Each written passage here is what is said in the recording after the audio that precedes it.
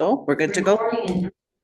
There we go. Good to go. I'd like to call this meeting this morning, March 12th, regular county council meeting to order at 9:30. I would like to start with the land acknowledgement. We acknowledge Athabasca County is located on First Nations Treaty 6 and Treaty 8 traditional territory. We respect and honor all First Nations, Métis, and Inuit peoples' connection to these lands, their history, language, and culture. We are going to look at the approval of the agenda. Are there any additions or deletions? All right. I know we're going to go through the consent agenda, the items that I know we are going to be discussing today, 2.1, 4.1, 4.2, 4.3, 6.2, 7.1, 8.1, 8.6, 9.1, 9.2, and all of our closed session items, 13.1 through 13.4. Are there any others that council would like to bring forward to discuss? Any other items? Go ahead, please, Councillor Hall. 3.2. 3.2. Okay. Are there any others? All right, may I have a motion? Thank you. Councillor Calhoun would like to make the motion to approve the minutes as discussed. All those in favor, or pardon me, the agenda, approve the agenda. Sorry, as discussed. Are there any opposed? You approve? Okay, that's 9-0. Thank you. And Councillor Hall, if you'd like to start us off for the approval of the minutes on 3.2, or actually we'll do 3.1. I'm jumping all over. The special county council meeting wasn't discussed, so 3.2. Subject to amending, so on page both 9 and 10 is a reference to Sergeant Hall, but Sergeant Hall is actually Staff Sergeant Hall. And so I just thought we'd want to correct that in the minutes, both second last line of page 9 and the third last bullet on page 10. And with those corrections, I would move the minutes as presented. Okay, and I'm sorry, can you repeat the corrections so that I can make the note? Both references to Sergeant Hall are staff, should be Staff Sergeant Hall. Okay, Staff Sergeant, yep. So S//SGT. Right, everybody has that? Okay. Page 9 and 10, I believe it is. Yes. So at the bottom, page 9, the second last paragraph, it says Sergeant Perperzy and then Hall. It should be Staff Sergeant Hall. Yep, there. And as well on page 10, I believe it is also at the bottom, last paragraph, just before the bullets, RCMP Sergeant Hall, it's Staff Sergeant Hall. Okay, awesome. And I think is that everything everybody has? All right, Councillor Hall would like to approve the minutes as amended. Everybody's ready for the vote. All those in favor? Do we have any opposed? 9-0. Thank you.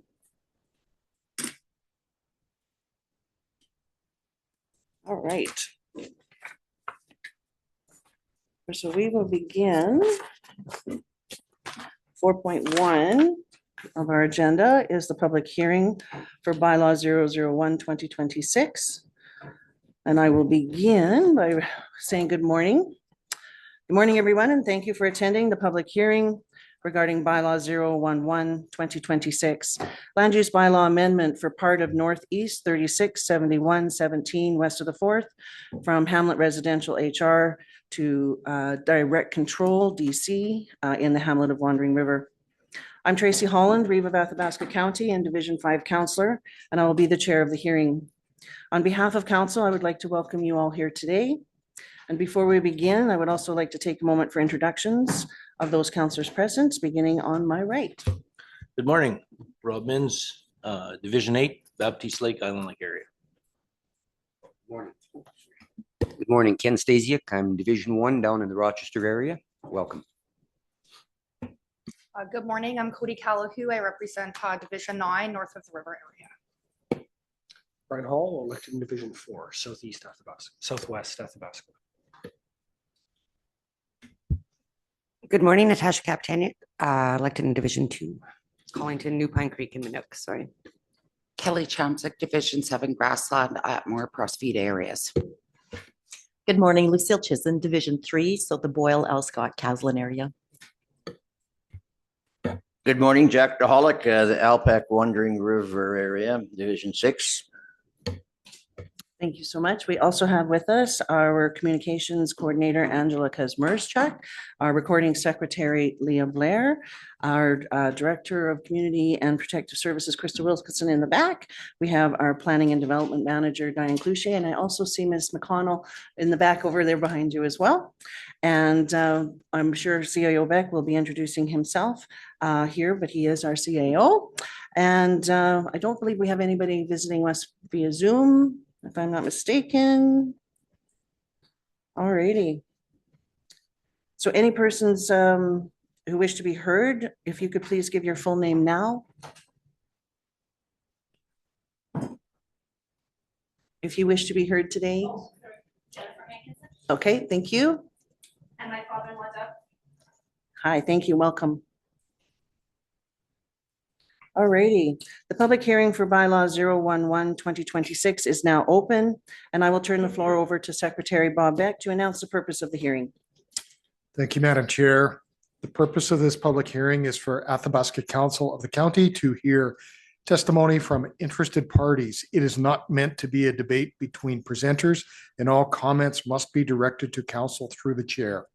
Only one person may speak at a time, and each person wishing to provide input to council will have the opportunity to do so. The ground rules of the hearing and the order of speaking will be: Manager of Planning and Development, Diane Cloutier, will speak first to outline the background and provide an explanation of the bylaw. Members of the public who are wishing to be heard will be given the opportunity to speak. Ms. Cloutier will be given the opportunity to present closing remarks or address any of the issues presented. Councillors will be given the opportunity to ask questions. Council will then end the public hearing and will later consider the information received at the public hearing. Council will only consider matters raised at the hearing. Only councillors may ask questions of speakers during the hearing. If any persons want to ask questions of a speaker, they must ask the chair to ask the question on their behalf during their presentation. And the chair will only ask the question if the chair wishes to have an answer in order to undertake its consideration. Thank you very much, CAO Beck. Before hearing from the public, I would ask Ms. Cloutier to provide background and explanation of the proposed bylaw, please. Thank you, Madam Chair, members of council. So today we are having a public hearing for both bylaws 11-2026 and 12-2026. Council granted first reading on February 12th to both these bylaws. Bylaw 011-2026 was proposed to redistrict 1.74 hectares or 4.3 acres of part of Northeast 3671-17 west of the 4 from the Hamlet Residential District to Direct Control District, to define the uses permitted within this area, and to assign council as the development authority for the uses and regulation. Bylaw 012-2026 is a bylaw to amend the Hamlet of Wandering River Community Plan by including section 7 or 5.7 direct control policies, and to change part of Northeast 3671-17 west of the 4th being 1.74 hectares or 4.3 acres in the Wandering River Community Plan from low density Hamlet residential to direct control. The parcel is located within the Hamlet of Wandering River on the west boundary of the Hamlet border. The applicant requested the bylaw amendment to facilitate the construction of a garage for storage on site. The purpose of the garage is for commercial use, which does not meet the intentions of the existing Hamlet residential district zoning, nor is an accessory building permitted without a principal building on site. Administration recommended redistricting the portion of land to the direct control district. This zoning district prescribed council as the development authority who will review any development applications submitted for the area. Schedule B of bylaw 11-2026 listed uses that may be considered by council, and council could add any conditions they feel practical, relevant, and required for the permit. The Wandering River Community Plan acts as an area structure plan for this area, and bylaw 12-2026 proposed an amendment to the plan by changing the area from low density residential to direct control, and adds policy 5.7 to the community plan regarding how direct control uses will be applied to parcels. Notice of today's public hearing was advertised in the February 24th and March 3rd edition of the Town and Country This Week Athabasca Advocate newspaper and placed on the county's website starting the week of February 23rd. A public hearing is required under Section 216 and 692 of the Municipal Government Act, and it provides an opportunity for council to hear comments on the proposed land use bylaw amendment and area structure plan amendment by a person, group, or anyone representing them who claim to be affected by the proposed bylaws. Letters providing information on today's public hearing were mailed to adjacent landowners on February 23rd. Letters of support were received during the review of the application and shared with council during the February 12th, 2026 regular council meeting.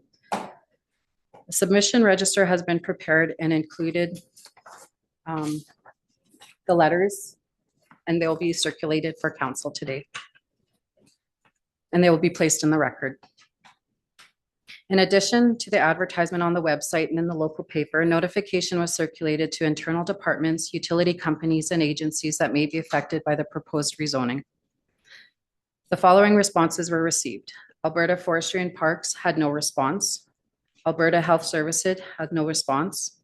Apex Utilities had no concerns. Fortis Alberta had no response received. Northern Lights School Division, no response received. NRCB, no response received. Telecommunications had no concerns. Agricultural Services had no concerns. Infrastructure Services will require the applicant to enter into a road use agreement, and planning staff had no concerns.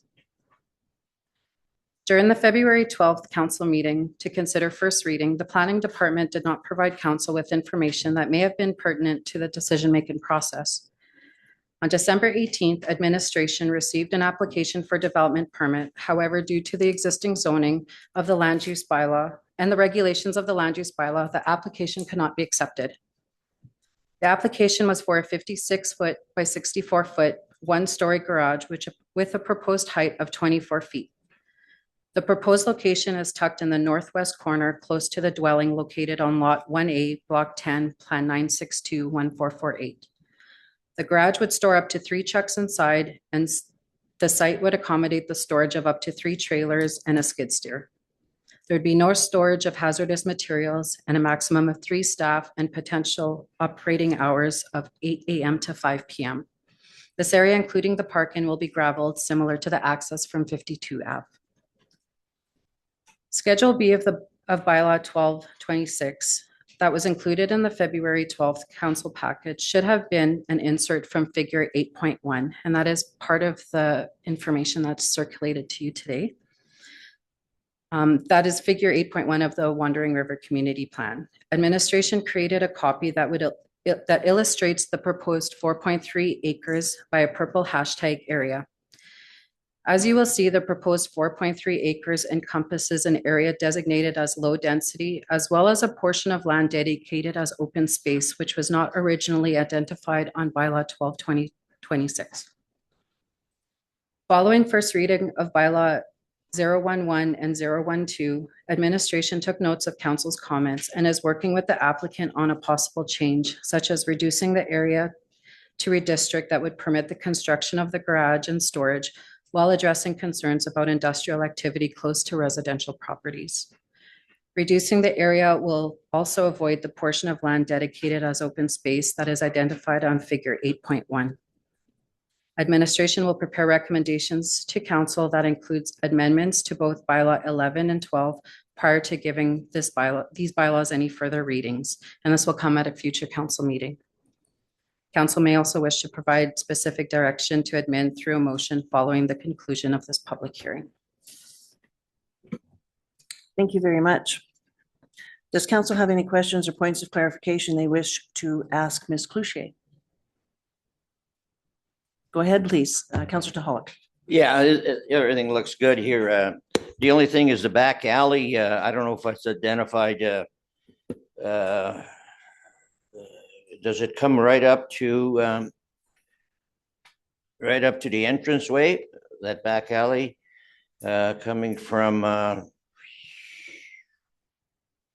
the south side of that there's a residential area.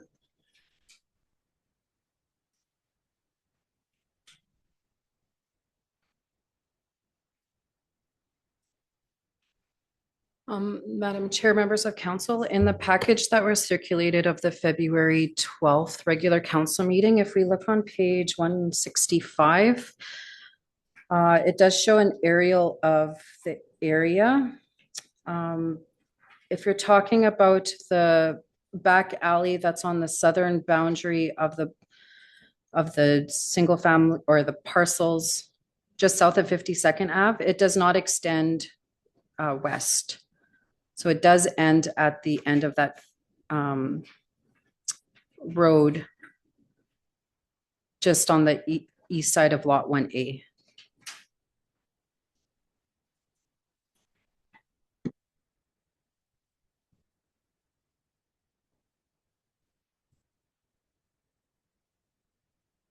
Is that okay, Councillor DeHollick? You've understand it?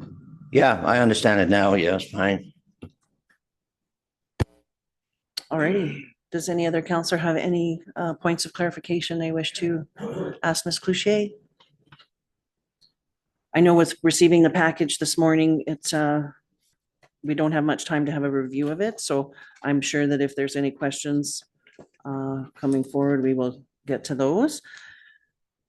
So I think we can move to Ms. Cloutier. Are there any written materials that have been submitted other than what we have in our package? And I believe those were all submitted on the February 12th agenda, if I'm not mistaken. Madam Chair, members of council, the register of submissions does include the information that, or the letters of support in the February 12th, but there is also the three last ones from Apex, TELUS, and Paul Anderson and Tammy Gurman. Those were newly added ones for today's public hearing. So those have been included in the submission. Would it be possible to please read those into the record? Yeah, for sure, Please. Madam Chair, members of council. From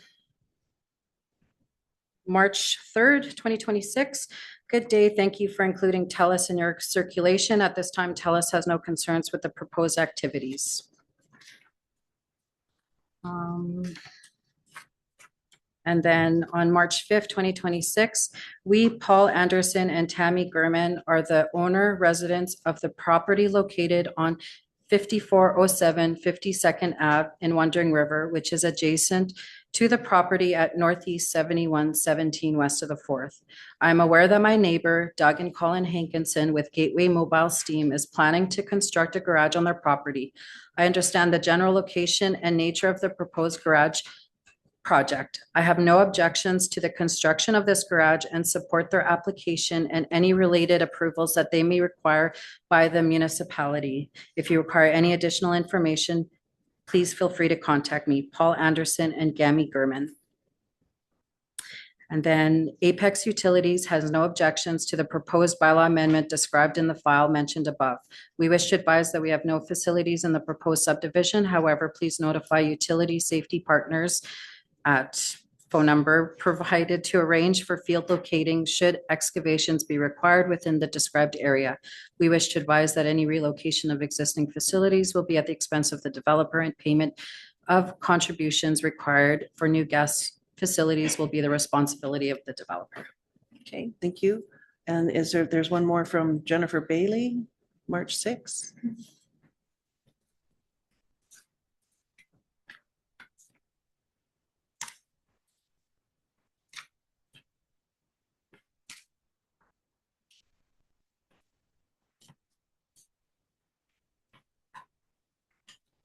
Madam Chair, is that in the package? Yes, it is the second last page.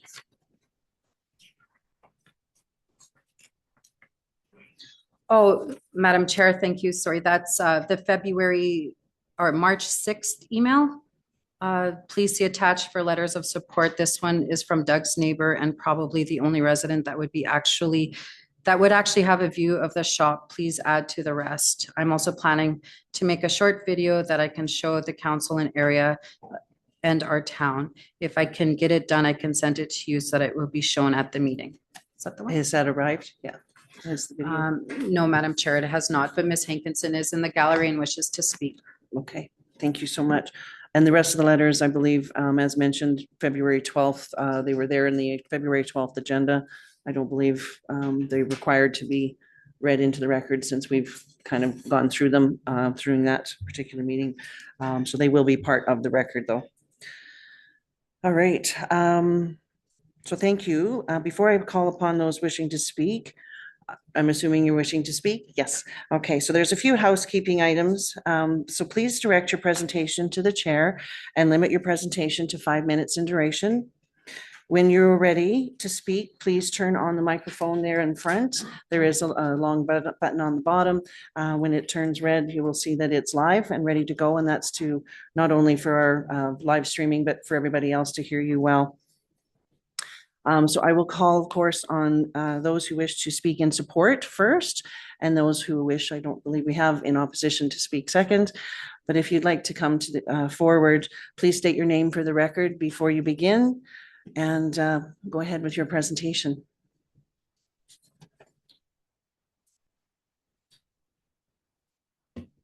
Good morning, everyone.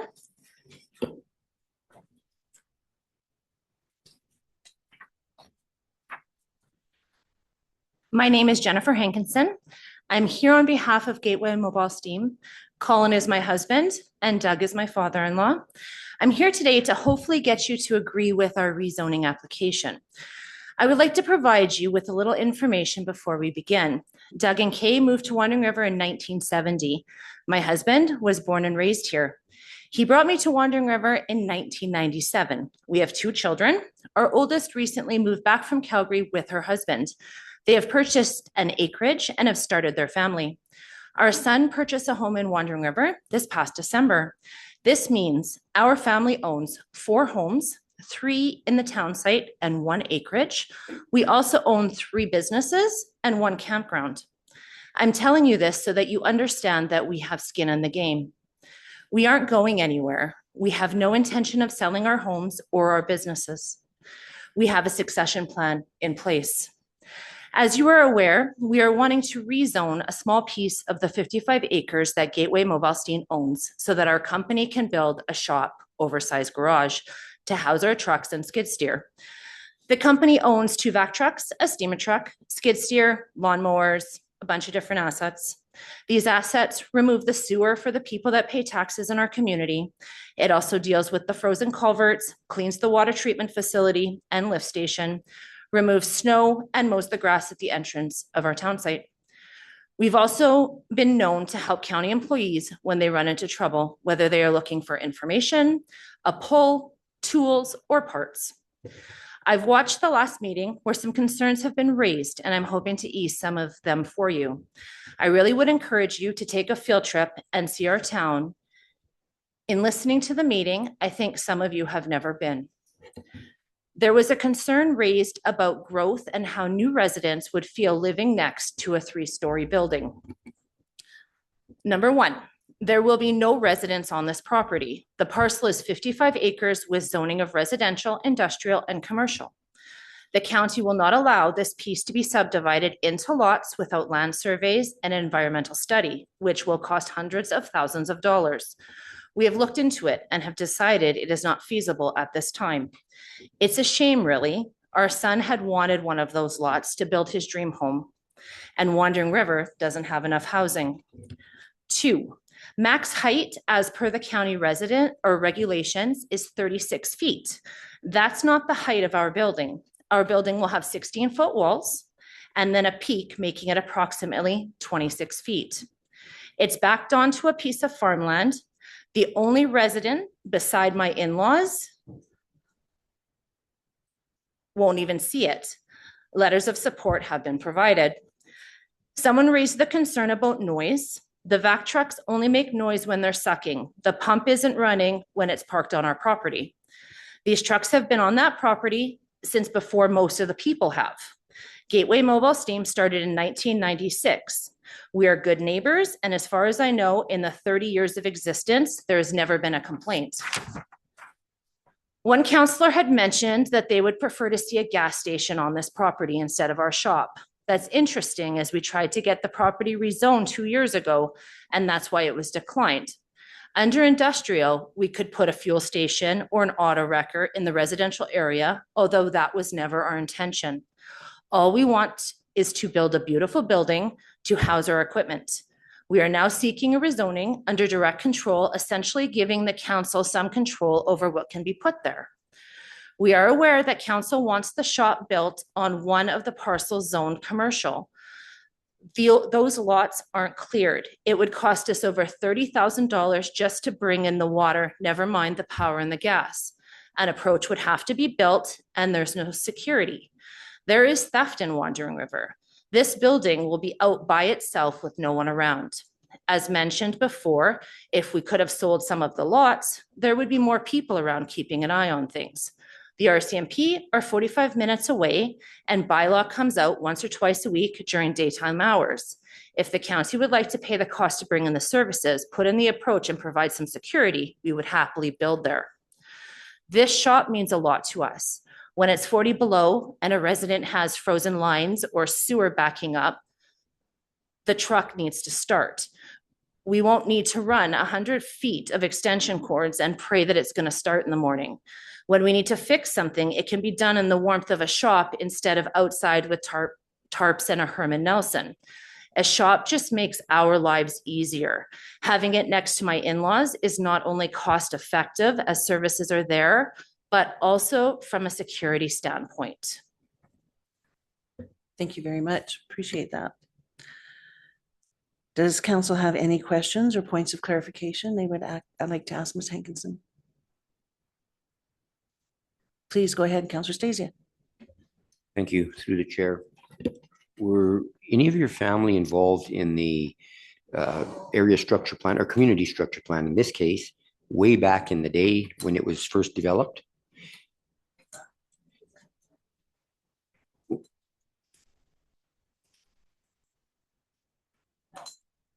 No. We bought that land.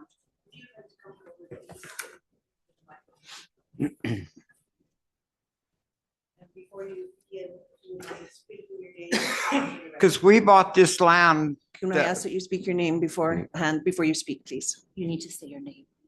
You want your name. I'm Doug Hankinson. I'm the president of Gateway Mobile Steam with my son. And we purchased this 55 acres of land on the west side of Wandering River. And when we made the deal, it was open land that we could do whatever we wanted. We could plan everything ourselves on this land. But then the first maps I got from the county, they'd already rezoned it for us, and that screwed all our plans up.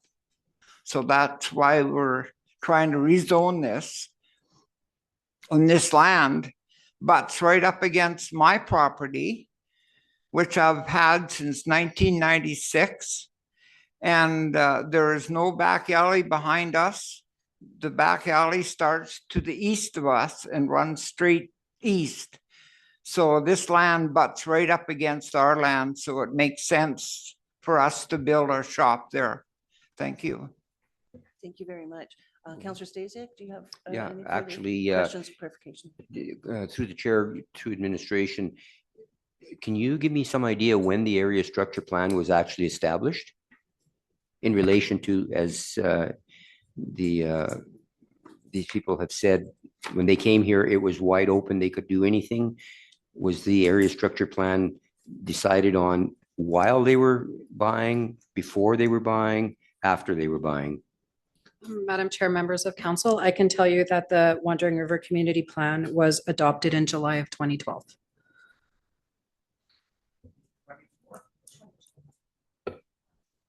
Thank you. So I guess I'm a little bit confused as well. If a property is been owned for some time, is it possible for an area structure plan, I guess, to be created and rezoning the district within the property without the owner knowing? I guess I'm confused. Madam Chair, members of council, the area structure plan does not redistrict lands. It just provides future land use designation for future projects. The rezoning takes place through a bylaw amendment at the time. And so the area structure plan would have been created with just future plans for the area.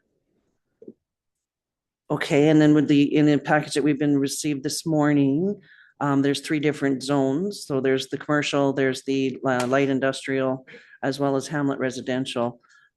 I guess I'm confused how that would happen without the owner knowing. Did I understand Mr. Hankinson properly when he said that the county rezoned it without him knowing?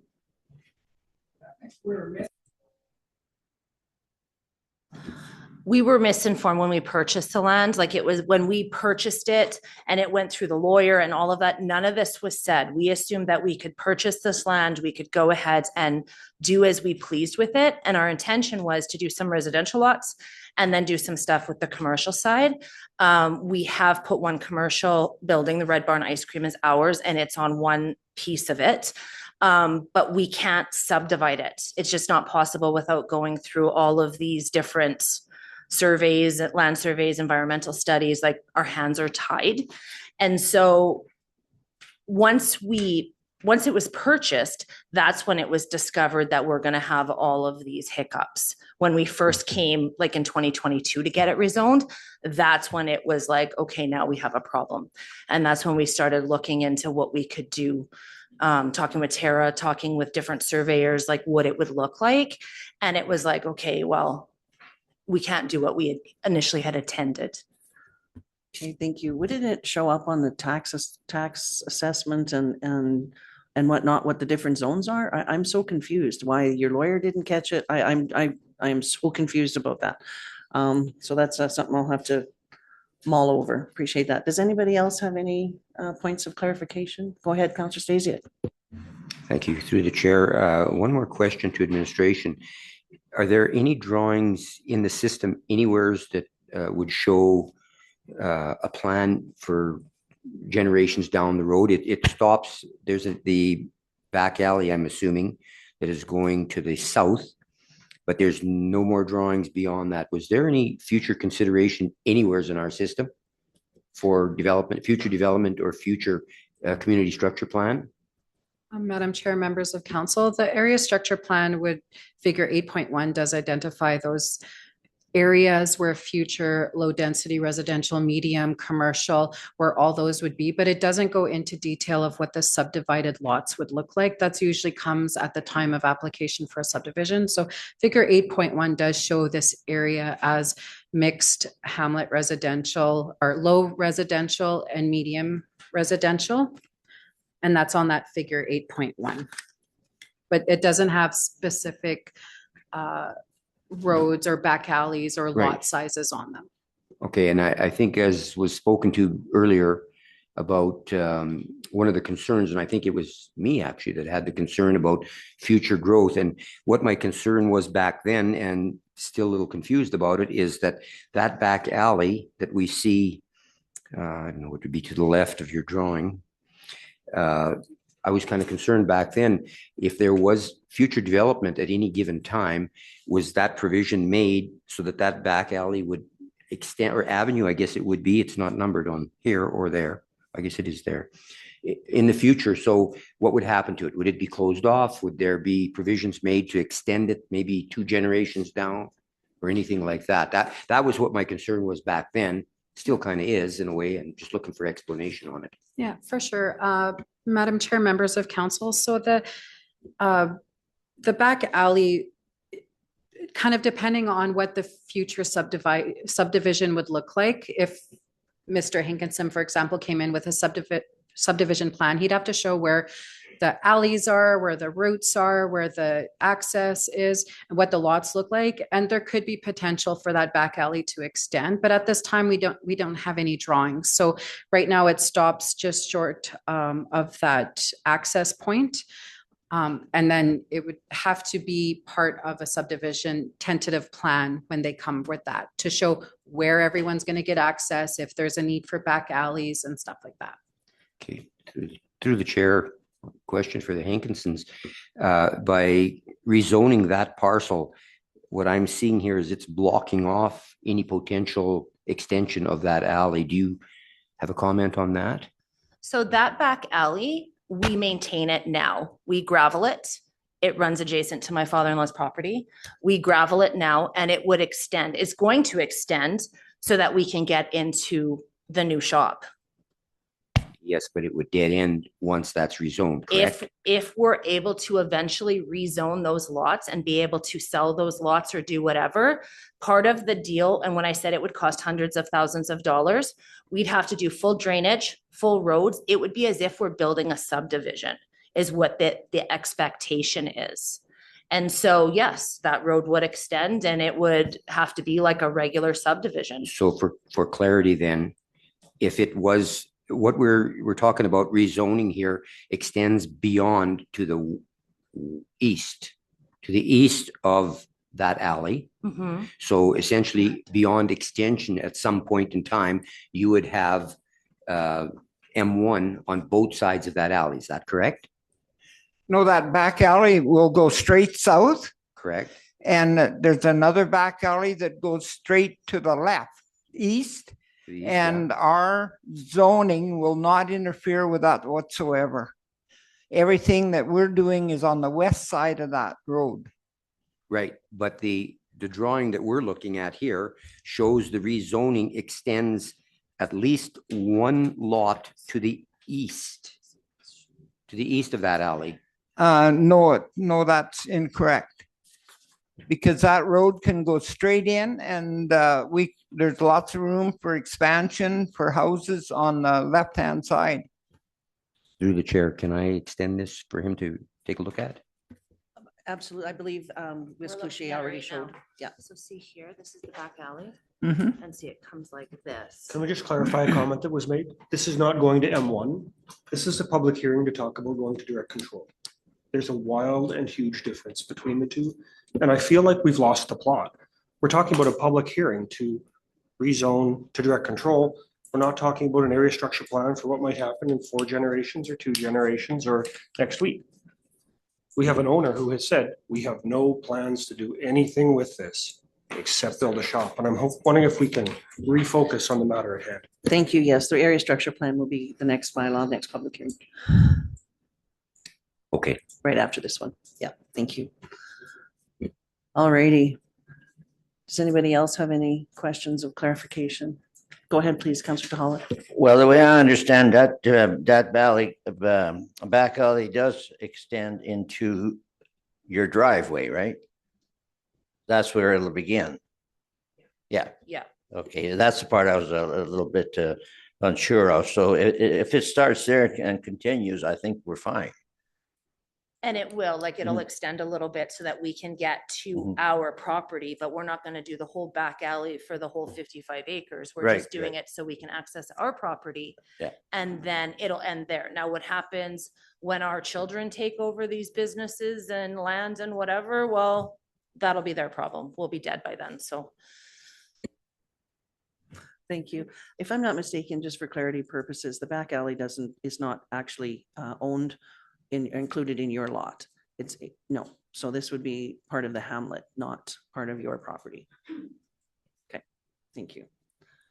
All right. Is anybody else? For Go clarity, ahead, are you please, just Councillor. talking about the back alley or are you talking about that stub of a street to the west of 53rd A? Well, I'm understanding the back alley is running east-west behind the lots. There's 3 lots. Then there's the laneway that comes off 52nd The Street. undeveloped alley that's back there outside of the plan that we're talking about, that one? The little back alley here that we're looking at on the package that was given to us this morning. We have the main laneway that's next to the Hankinson's home that goes south. And then I'm assuming the back alley everyone's referring to is running east-west just to the left of it. You're referring to the laneway. Okay. There we go. So I think we're all on the same page now. So once again, through the chair, thank you.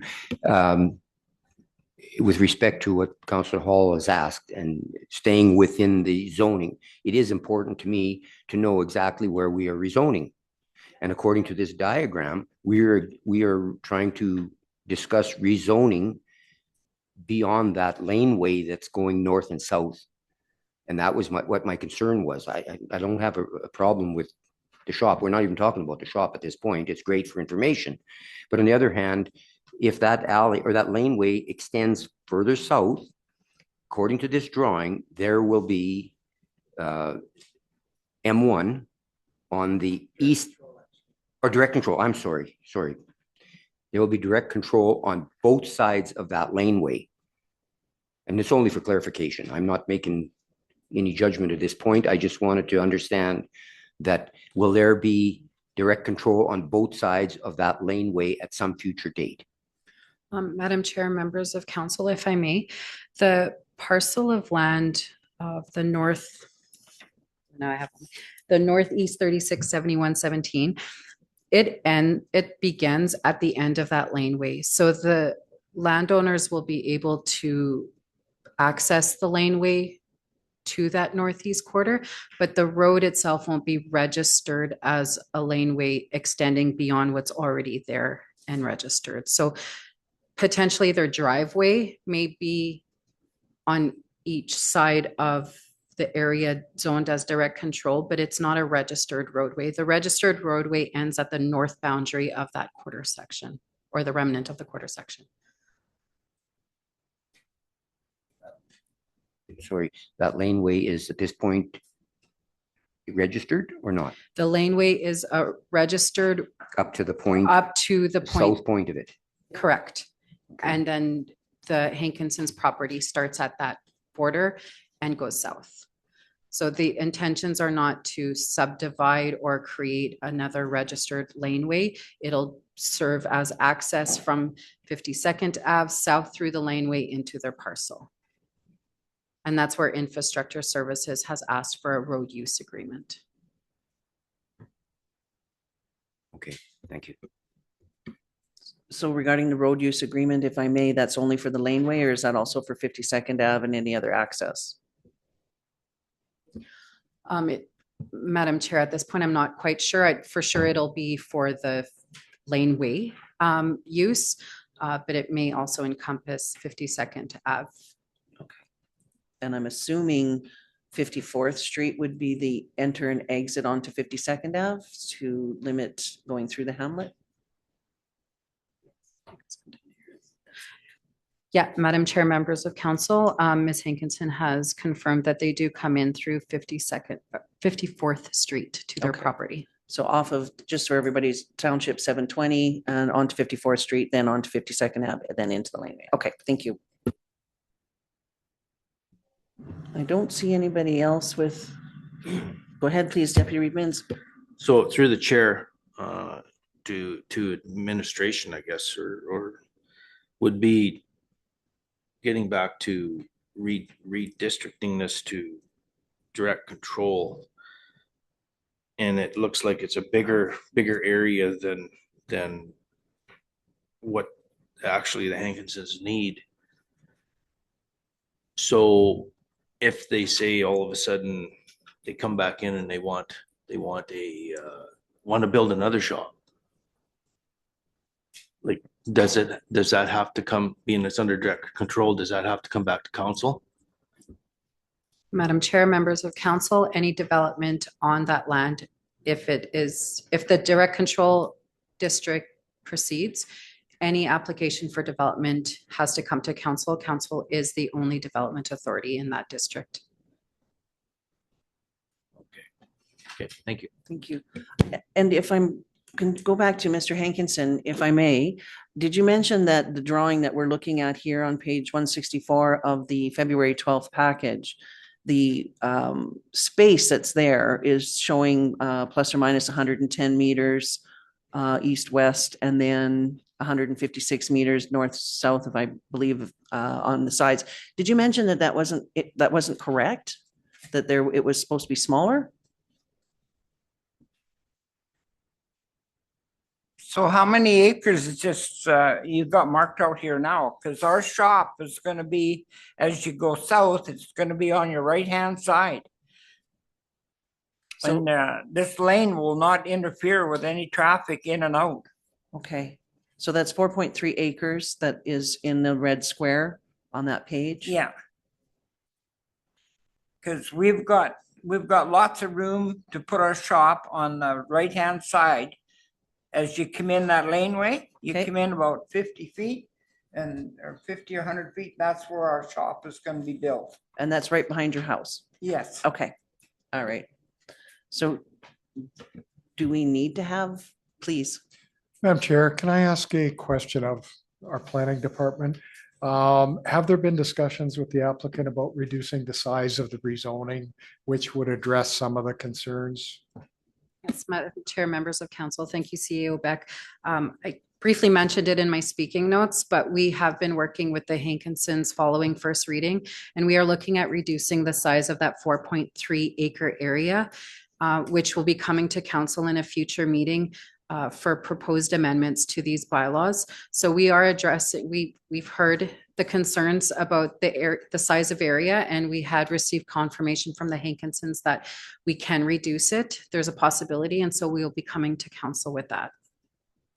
Awesome, thank you. I think that's very helpful. Appreciate that.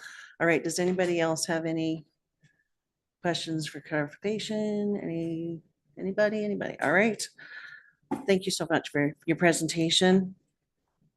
I will ask, is there anyone else who has not spoken and wishes to speak?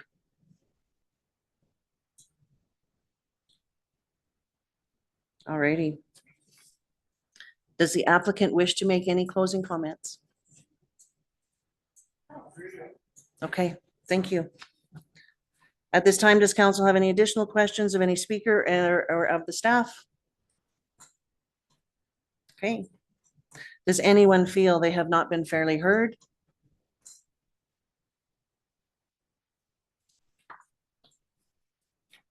All right, there being no further testimony, I will close the public hearing. And I must further advise that council cannot receive any further information on this matter. So thank you for attending the public hearing, and I declare the public hearing closed at 10:17. Awesome. All right, we are going into item 4.2, which is the public hearing for bylaw 012-2026. So I will begin, if I may. Once again, good morning, everyone. Thank you for attending the public hearing regarding bylaw 012-2026. You might want to stay. This is your second one. Yep, absolutely. So this is for the area structure plan amendments to include direct control policies and change part of Northeast 367117 west of the 4th from low density hamlet residential to direct control in the hamlet of Wandering River. I'm Tracy Holland, Reeve of Athabasca County and Division 5 Counselor, and I will be the chair of the hearing. On behalf of council, I would like to welcome you all here today. We've all gone through the introduction, so I don't think we'll repeat that process. The secretary of the public hearing is Bob Beck, who is the CAO for Athabasca County. And again, I introduced all of administration that are here today. Any persons who have joined the meeting in person or via Zoom and wish to be heard should please give their full name now. Did you want to speak on this one today, or you're?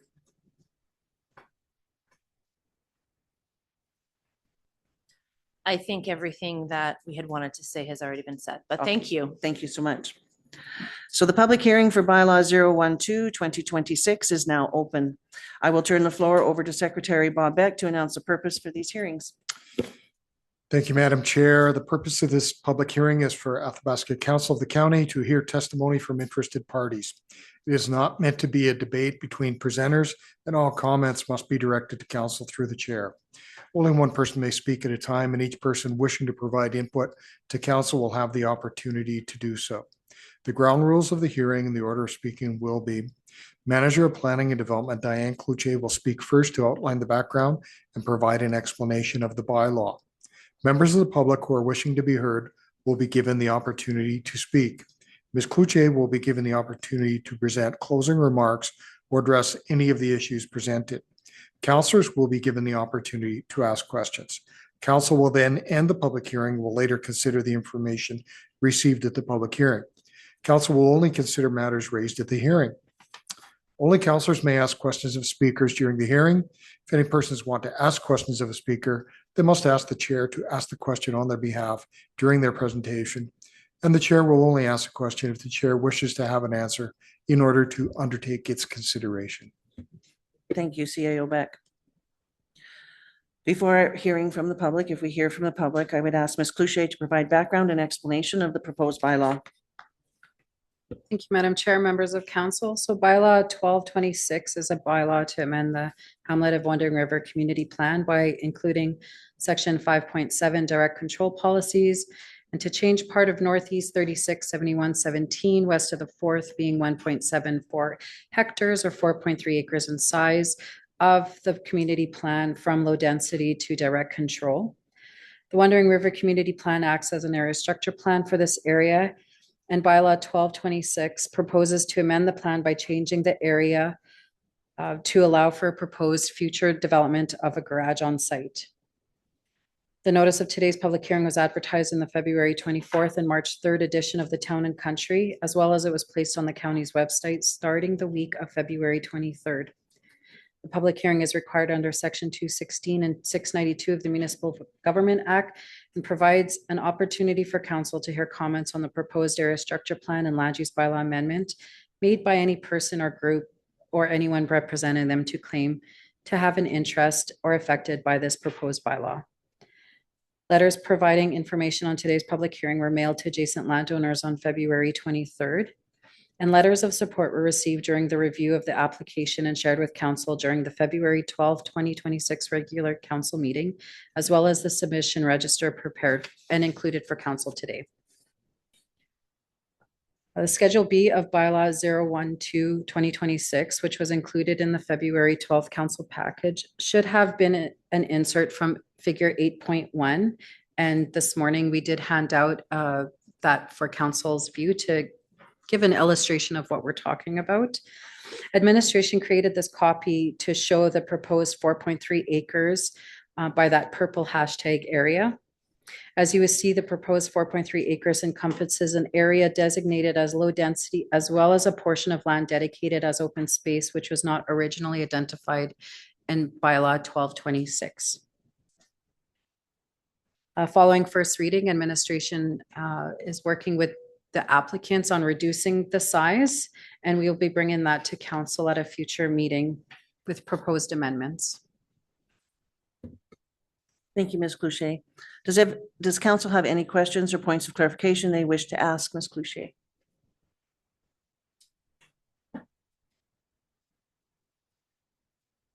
All right. Ms. Cloutier, are there any further written materials that haven't been mentioned this morning? No, Madam Chair, nothing additional. Thank you.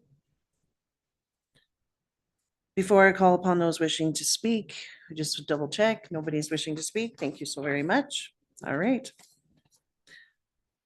Is there anyone else who has not spoken and wishes to speak? Does the applicant wish to make any closing comments? At this time, does council have any additional questions of the staff?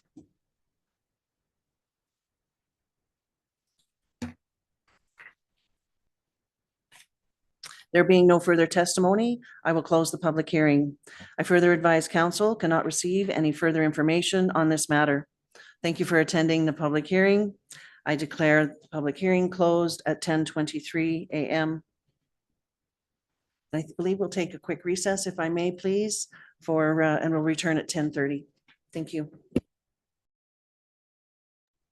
That's what I was looking for. Thank you so much. We're back from our slight recess there. We are on item 4.3, our third public hearing for this morning. I will go right into it. Good morning, everyone, and thank you for attending the public hearing regarding bylaw 014-2026, text amendments to land use bylaw 004-2019. I'm Tracy Holland Reeve for Athabasca County and Division 5 Councillor, and I will be the chair of the hearing. We did do our introductions here already this morning. We'll just add Director Marsha Morton here to our attendance.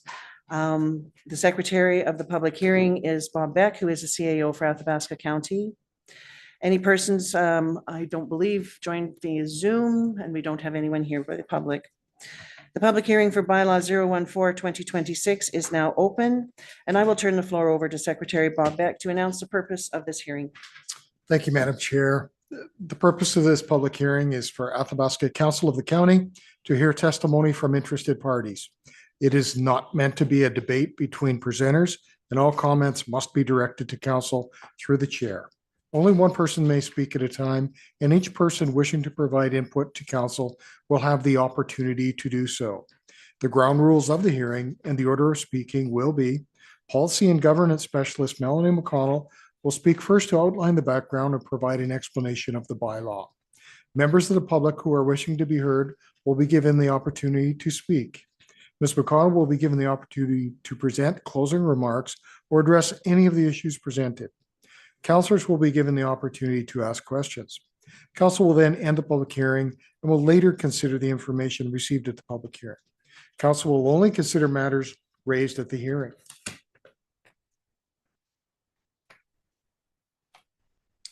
Only councilors may ask questions of speakers during the hearing.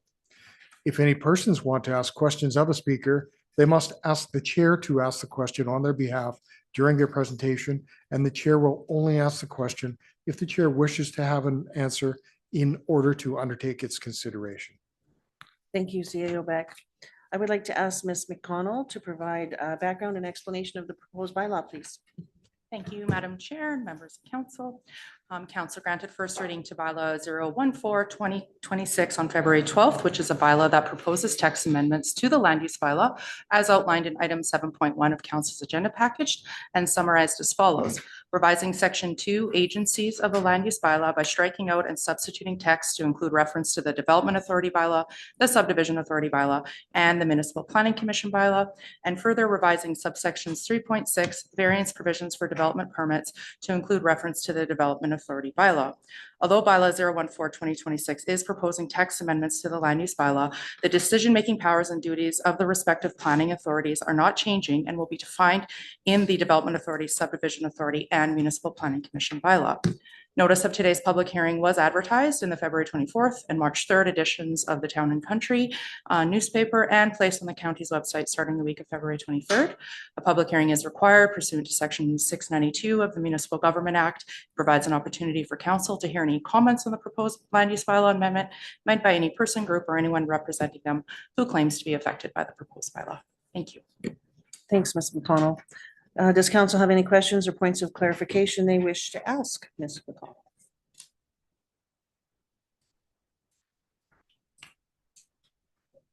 All right. Ms. McConnell, are there any written materials that have been submitted? Madam Chair, there have been no written materials. Thank you. Thank you. And I see that we don't have anyone from the public that are wishing to speak. So I will mention or ask, is there anyone else who has not spoken and wishes to speak?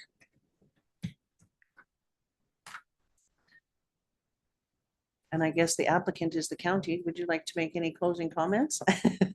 No, thank you, Madam Chair. Thank you. Does council have any questions at all for the speaker or staff? All right. There being no further testimony, I will close the public hearing. I further advise council cannot receive any further information on this matter. Thank you for attending the public hearing, and I declare the public hearing closed at 10:36.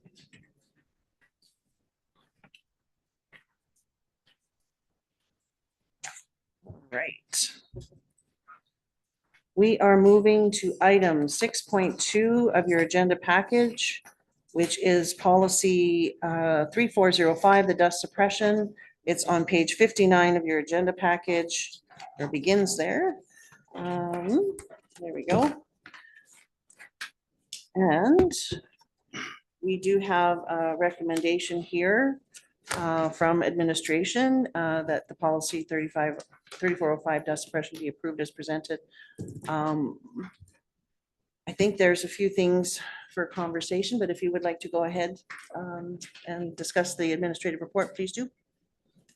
Thank you, Madam Chair. Morning, Council.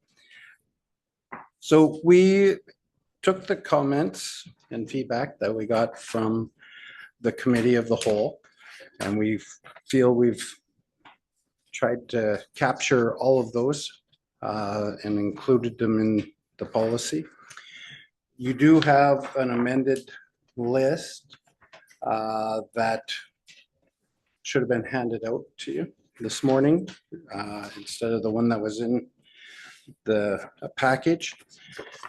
Those are a result of what we've heard from the committee, as well as the reference to the map book and subdivisions.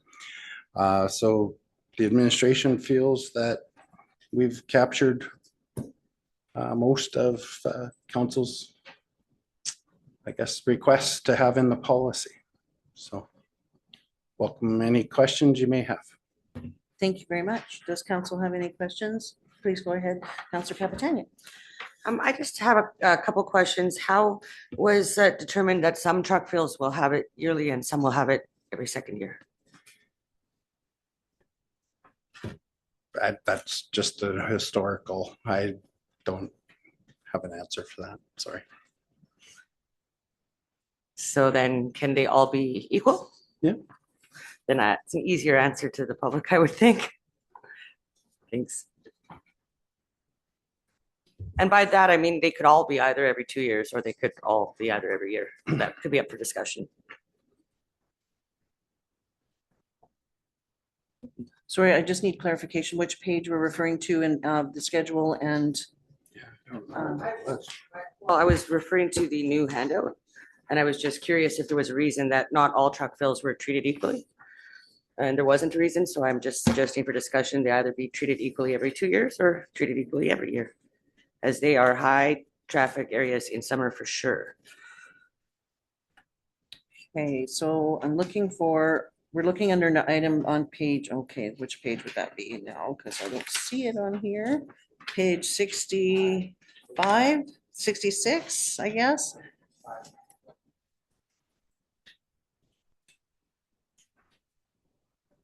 So, okay, so the new handout that we got today. Okay, great. So that's page 5 that replaces page 65 or 66. 65, 66, and 67. So it's kind of a little bit confusing for us here this morning, but so under number 3, special circumstances, we have the Collinton potable truck fill, which other, where are they? Okay. Okay. Understood. Now we got, okay, I've got you where we're at. So the truck fills are under, the other truck fills would be under, I'm just having a look here to find them. Oh, okay, so they're under the number 1 major access roads and stabilization projects for the other truck fills. And Councillor Capitania is suggesting that we move Collinton potable truck fill over to the major access roads and stabilization projects, rather than leave it in the special circumstances. Have that correct? Perfect. Either direction is fine, thank you. Okay, go ahead, please, Councillor DeHaan. Going back to the London connector, is that a separate, I'm sorry, I'm sorry. We'll, if we can deal with this truck fill, then we'll get to that one. Does that work? Yeah, Okay. okay. Oh, sorry, I'm regarding, it's dust control on it, on the connector that I'm talking about. Yes, well, we're gonna get to that one, because we have those as a standalone from our last meeting. So, yeah, we can look at that one for sure. But are there any objections for council here to move the Collinton truck fill from special circumstances number 3 to number 1 major? Go ahead, please, Councillor. Through the chair, do we do grassland truck fill right now? I believe we do. Yeah. Do we? Like just the Range Road adjacent there. Right, it's at the. I guess, did I say grassland? I meant Collington. Do we do Oh. Collington right now? I was told we did it last year. Okay, So yeah, because that could even go underneath. That could even go underneath the hamlet, Hamlet, yeah, right? it could. You know, Yeah. because it's in the hamlet. That's so- right. So, okay. May I? Please. You do have all the hamlets still under every second year. Yeah. So it would not really help with.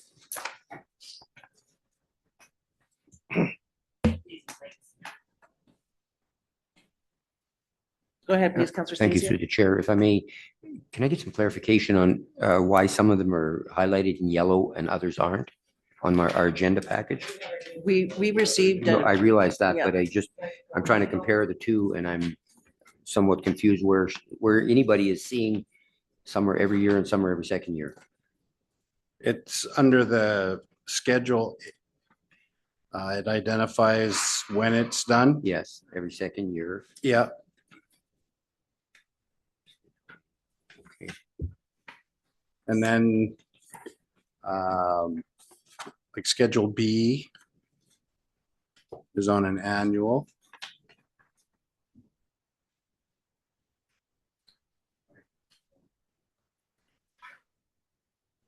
All right, so just to make sure that the Collinton truck fill, I feel should be identified separately rather than be part of the hamlet. I'm fine with moving it to the major access roads. So Schedule B, so moving it from Schedule A to Schedule B. Everybody's, go ahead, please, Counselor If Howard. a motion needs to be made for that, I can make it. Counselor Hall. I think when I look at this, I read that differently. So Schedule B is talking about the road beside the truck fill, not the truck fill. So it's because it talks about calcium chloride from Highway 55 and south 400 meters. So that's on the access road, I think. Yes, at Grassland. So the difference between the two is one is on the access road beside the truck fill. And the other one, like, it's not saying, no, I don't know, because I don't fill up there. Maybe we spray the truck fill yard too. But they're, list A and list B are not comparing the same thing. Like on special circumstances, that's the site of the truck fill, not the road beside it, which of course in Collinton is paved. So to me, the appropriate amendment, if we wanted to amend it, would be to add a new line that says Grassland potable truck fill yard and put it on the every second year one. If we think the chemical lasts long enough to be 2 years. But we're comparing two different things here. One of them is a yard, one of them is a road. And so Collinton already has what we're giving Grassland in Schedule B. Because Collinton has dust control, it's called asphalt. In the way I read the list, but maybe I'm wrong. From the counselor from the area, how do you feel about the?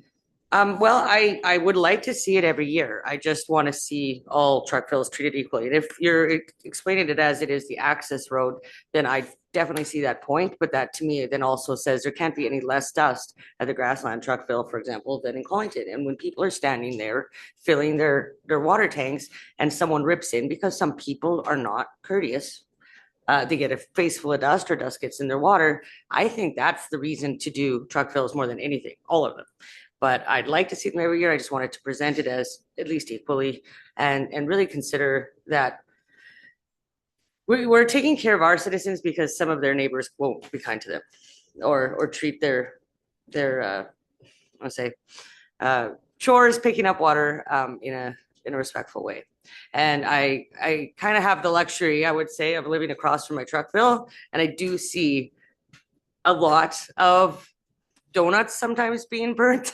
And I'm not gonna say I run over there and I'm gonna try to be a bylaw officer, but if it's dusty, it's a fun place for teenagers to play. And if it isn't, I think we see less excitement when you're burning rubber.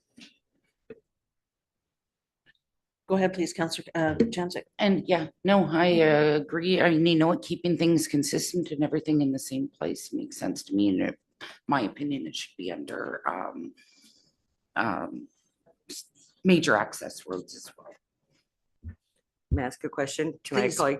Do you have issues with it being used as like a burnout area? Sometimes the very road of the water treatment plant as well. It is one of the busiest roads in the division I live in. Okay, so being that, if I understand it correctly, Schedule A is every second year, Schedule B is every year. So how would we like to make the change? I could make the motion, help me if I say this wrong, from moving the Collinton water fill station from Schedule A to Schedule B. Did I see access road?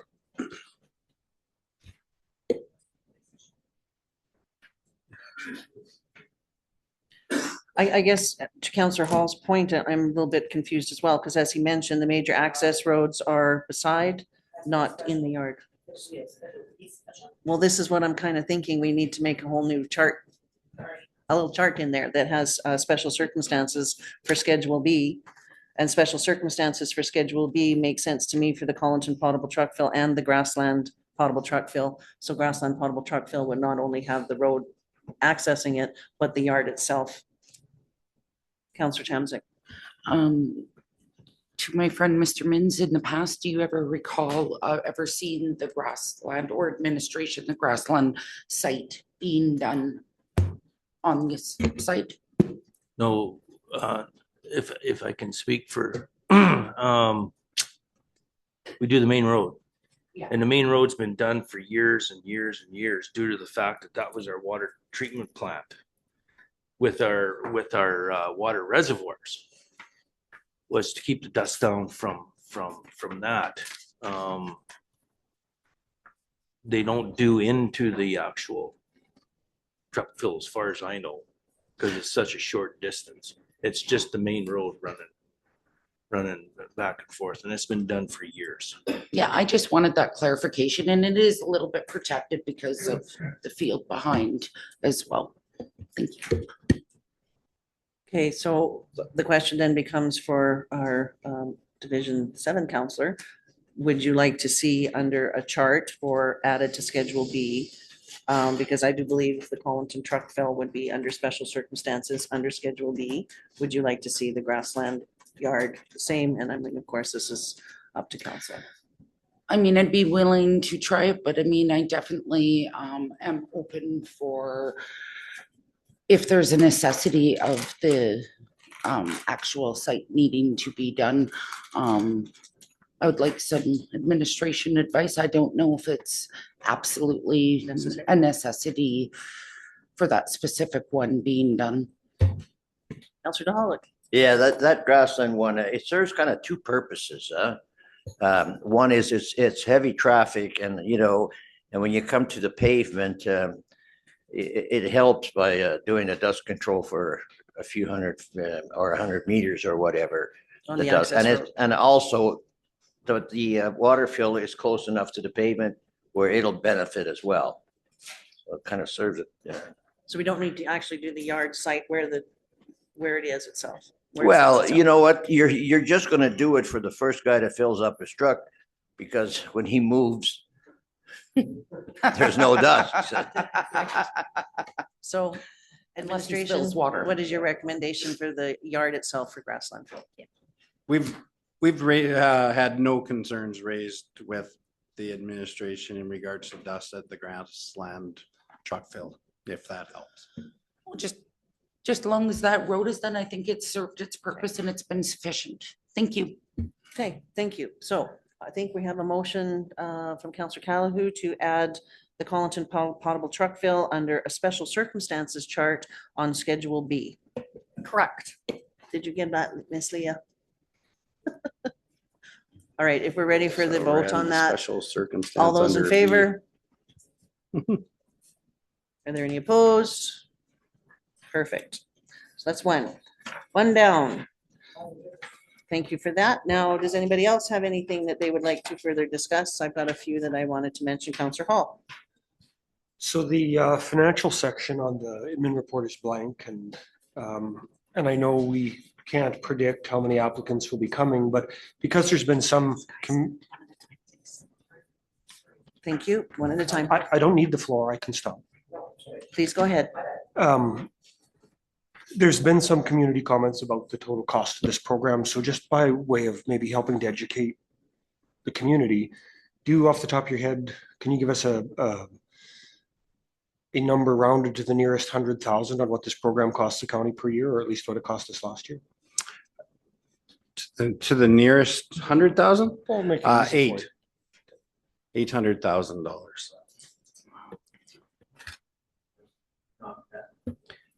Does that include the revenue that's deducted? No, Okay. sorry. that was the total expense.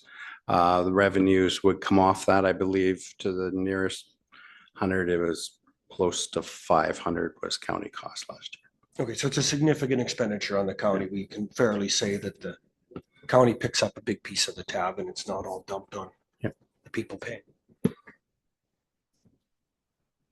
Okay, does anybody else have anything further? Okay, if I may, I'm just trying to get all of this straight here. When we're looking at, I can find it here.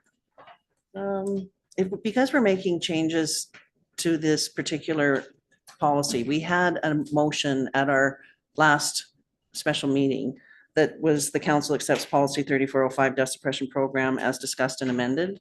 So do we need to rescind that because we're making further amendments? No, you don't. Perfect. Awesome. Thank you. Where are we at here? So in the definition portion of the page 62, I believe it is, the definition, there was a question from administration regarding the definition for RVs and how it pertains. And the one in the administrative report wasn't transferred over to the policy. And so the one on the policy is missing the in item under dwelling, item III. It just says is assessed for the purpose of taxation. However, you wanted more clarity on that particular definition. And it's in our administrative report on page 60, it shows a letter A and a letter B to kind of give it more clarity as to what council is looking at. And because I was looking at that, I think part of the thing, the reason why we discussed the definition was because of RVs and et cetera. So I'm proposing that we take the A and B and put it into the policy and add the words under B, a recreational vehicle permanently affixed to the land or a structural attachment that is both assessed for the purpose of taxation and intended to support long-term occupancy.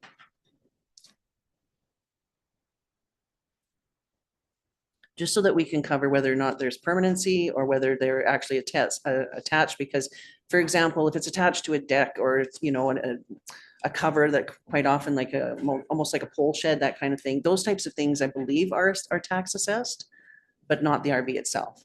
And then if the RV is actually being lived in, as we've heard that they can be lived in year round, if they're permanently affixed to the land, it almost becomes more of a park model or a mobile. So I just wanted to make sure that we captured that. Please go ahead. I might have misunderstood, but I think that would be ill-advised.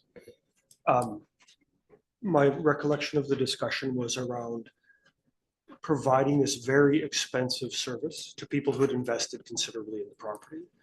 And the amendment that we're talking about, like the pole shed or the deck, those things have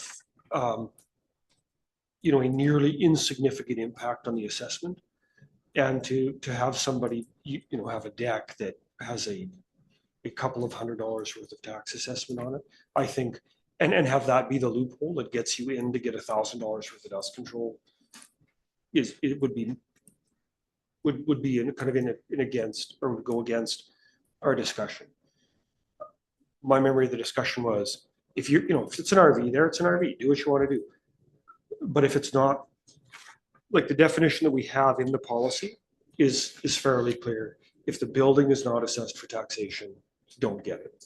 And so I don't think, you know, this idea that you can invest $5,000 in a roof over your camper should make it, like, that doesn't really qualify it, in my opinion. That's the question comes down, you know, is it affixed then for the better use of the land or for the better use of the thing? And I wouldn't truly call it a fixture. It's affixed for the better use of the thing, not for the better use of the land, if you see the difference. It's like saying in your house, the doors are fixtures because they're screwed to the house for the better use of the house. But the fridge is not, because it's not attached until you put a water line to the ice maker. Well, that shouldn't count, because the water line to the ice maker is to affix the fridge for the better use of the fridge, not for the better use of the house. And there's a distinction when you're doing stuff. So And just because I have the floor, I'm going to propose that under definition of dwelling, under part I, at the very end of that sentence, the word and should be added. Added. The word and, yep. I It's see part it. one So- and part two and part three. It's Yep. not part one. Like it clarify whether it's and or, and this is an and not an or. Okay, Anyway, so that's on modifying the definition, I wouldn't support it. okay. So it was just a question that the administration wanted more clarity. So how does council feel about the different items of definition? We leave it as it says in the policy on page 62 under dwelling, or we look at page 60 where administration was looking for further clarification. In other words, are we worrying about RVs? Because in the current policy on page 62, as you mentioned, it would not include RVs. Go ahead, please, Counselor. I totally agree. It shouldn't include the RVs. I mean, we're not assessing, we're not getting taxes on those RVs, so I totally agree with what Councillor Hall is saying. Okay, thank you. Counselor DeHall. Counselor DeHall agrees as well. Okay, so I think we'll leave it as is. Awesome. I know, just as a side note, just for future discussion, when we come to our tax rate bylaw, I was doing a little looking into RVs and this and whether or not they're taxed in, I believe, Mountain View County taxes. They're part of their property. So something we can consider at a future time. So that moves on to that one. I think clears that one up. And I also was curious about page 64, 3.9, where it says the county reserves the right in its sole discretion to deny a cost share segment in isolated areas with minimal traffic. The applicant may still apply for one or more full cost segments. I know when we had the conversation, we kind of left that one off. We didn't make a motion on that in particular. It was kind of the conversation kind of said, we don't need to go there. And when I look at this one, then it raises more questions. If we leave it there, what is the definition of an isolated area? What is the definition of minimal traffic? You know, how do we explain that to our residents? So for me, I would personally like to scrap 3.9 completely off the policy. Especially since we had that conversation at the special meeting. But I'll leave that up to council for conversation. Go ahead, please. I agree with you that maybe there needs to be more discussion around that, but I sort of do get why admin would put it in there. My neighbor who has 2.5 kilometer driveway is a little different than me. That's right on the road. And if he's eligible for a cost share, that's not beneficial to the county because at that point, that's not a need, that's a want.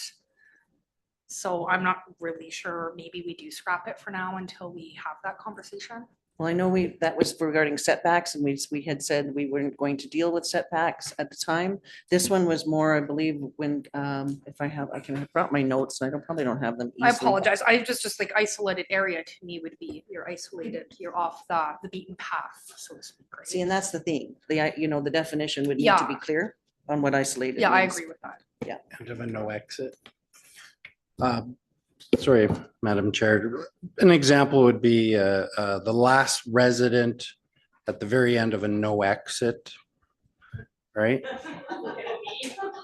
And if they applied, then I guess we would have to make a determination. Kind of hard to say no anyway, but. Well, and that's what I mean. It puts it a gray area into a policy that should be pretty black and white. Go ahead, please, Councillor Chamzik.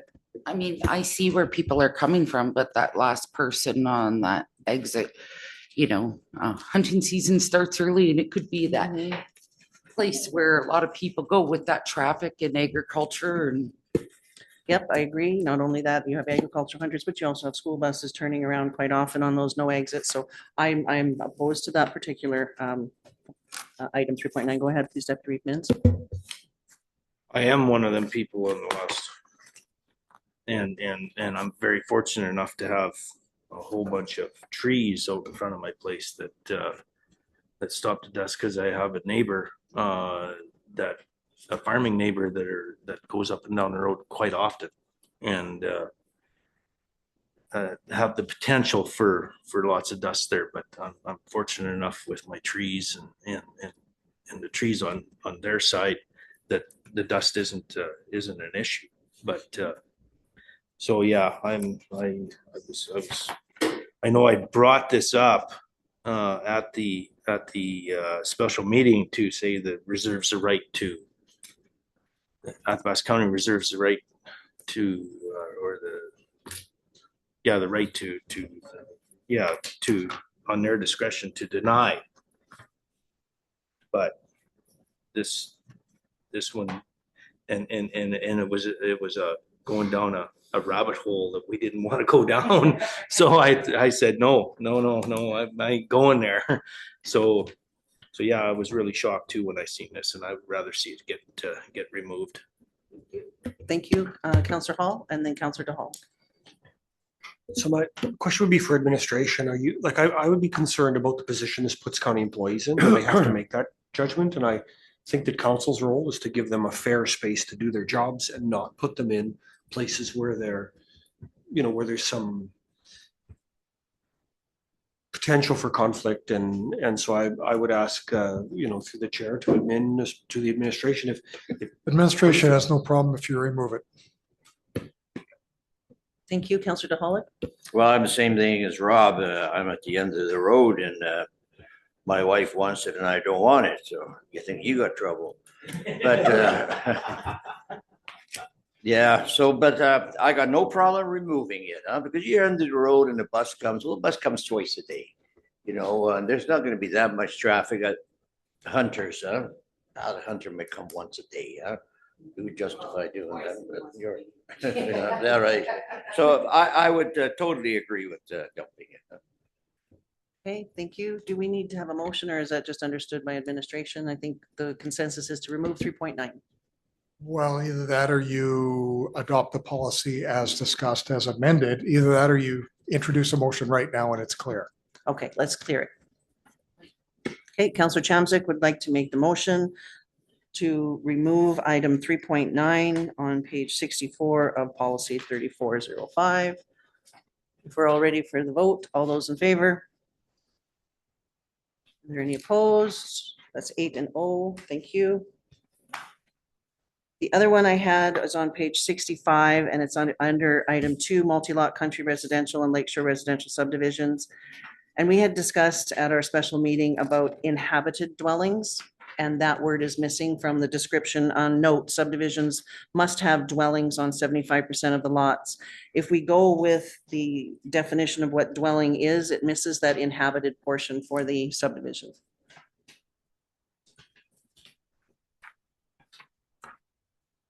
Because you could be in construction, if they're not quite living there yet, you could be in the middle of construction. Madam Chair, Please. members of council, Yeah. if I may, when I looked at the definition of dwelling, it didn't have a requirement for continuous residency. It was either seasonal or permanent. So I guess the question would be, how would administration know the extent to which a property is inhabited, whether it is, and that's where I guess I wasn't clear. Is it meant to be that they are at the property 70% of the time? Or is it that 70% of the lots within that area have a dwelling at the lots? So I think that is a point of clarification. And because the dwelling definition doesn't speak to permanent residency, I guess we would just need some clarification on how you would define inhabited. Okay, thank you. That's kind of where I was going with it as well, because, are we going to be applying dust control during construction, I guess, of homes? So that's kind of where I was thinking about it. We had talked about inhabited, that people were living there, like in other words, the building was complete. So where is council sitting there? How do you want to look at that? Because for me, if say for a subdivision starts up and you've got all these homes in construction, you're talking 75% of the lots are now, they have some sort of a dwelling on it. Please go ahead. Madam Chair, if I may, I can tell you what discretion we used when we were assessing the 75%. And it was that it had a completed home on it. RVs were not counted. If it is a park model unit that is stationary, it was counted. So they had to be completed, was what we used to determine whether or not it was 75% inhabited. So do we need to make that clear then in our dwelling definition of permanent residency? Sure. Sorry, go ahead, please, Councillor. Hall. I missed the very first part of that, but I mean, it kind of deals with it anyway. Like it's, if someone builds a cabin and they only want to live there half time, it doesn't matter. Right? Like if it's in a subdivision and there's a house that someone chooses to be a snowbird and they're, I mean, if there's a built structure that's assessed for taxation. Okay, nope, just curious, because I mean, like I I say, think when it's it goes, covered. yeah, okay, if everyone feels it's covered, that's great. I know it was a question that I had because just the fact of construction taking place. And if I may, is there certain tax assessments that happen for midstream construction? I don't know. It has to be wait until it's built? The condition date is December 31st and the valuation date is July July 31st of the same year. So whatever the condition is as of December 31st is the assessment for the subsequent. Okay.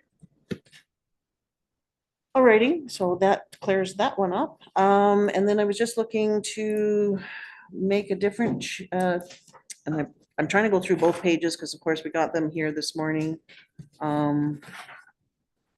So on page 66, which would be page 5, we have, I see the Minnook address has been added, which is great, but it's not quite correct. It should be Southwest 66522 west of the 4th. So we're just missing a number there on the new item, on the other one. And the South Athabasca Hall should actually say South Athabasca Cemetery. And I see that that is the correct legal, because that was missing in our first note. But what's missing under special circumstances, just, I know that the cemetery, when it gets done, the South Athabasca Hall will be covered. Do we need to list the South Athabasca Hall under special circumstances just because the other halls are there just for clarity purposes? I know, like I say, once the cemetery is done, the hall's done. Go ahead, Councillor Tamzek. I like that consistency personally. I feel the same. Deputy Mins.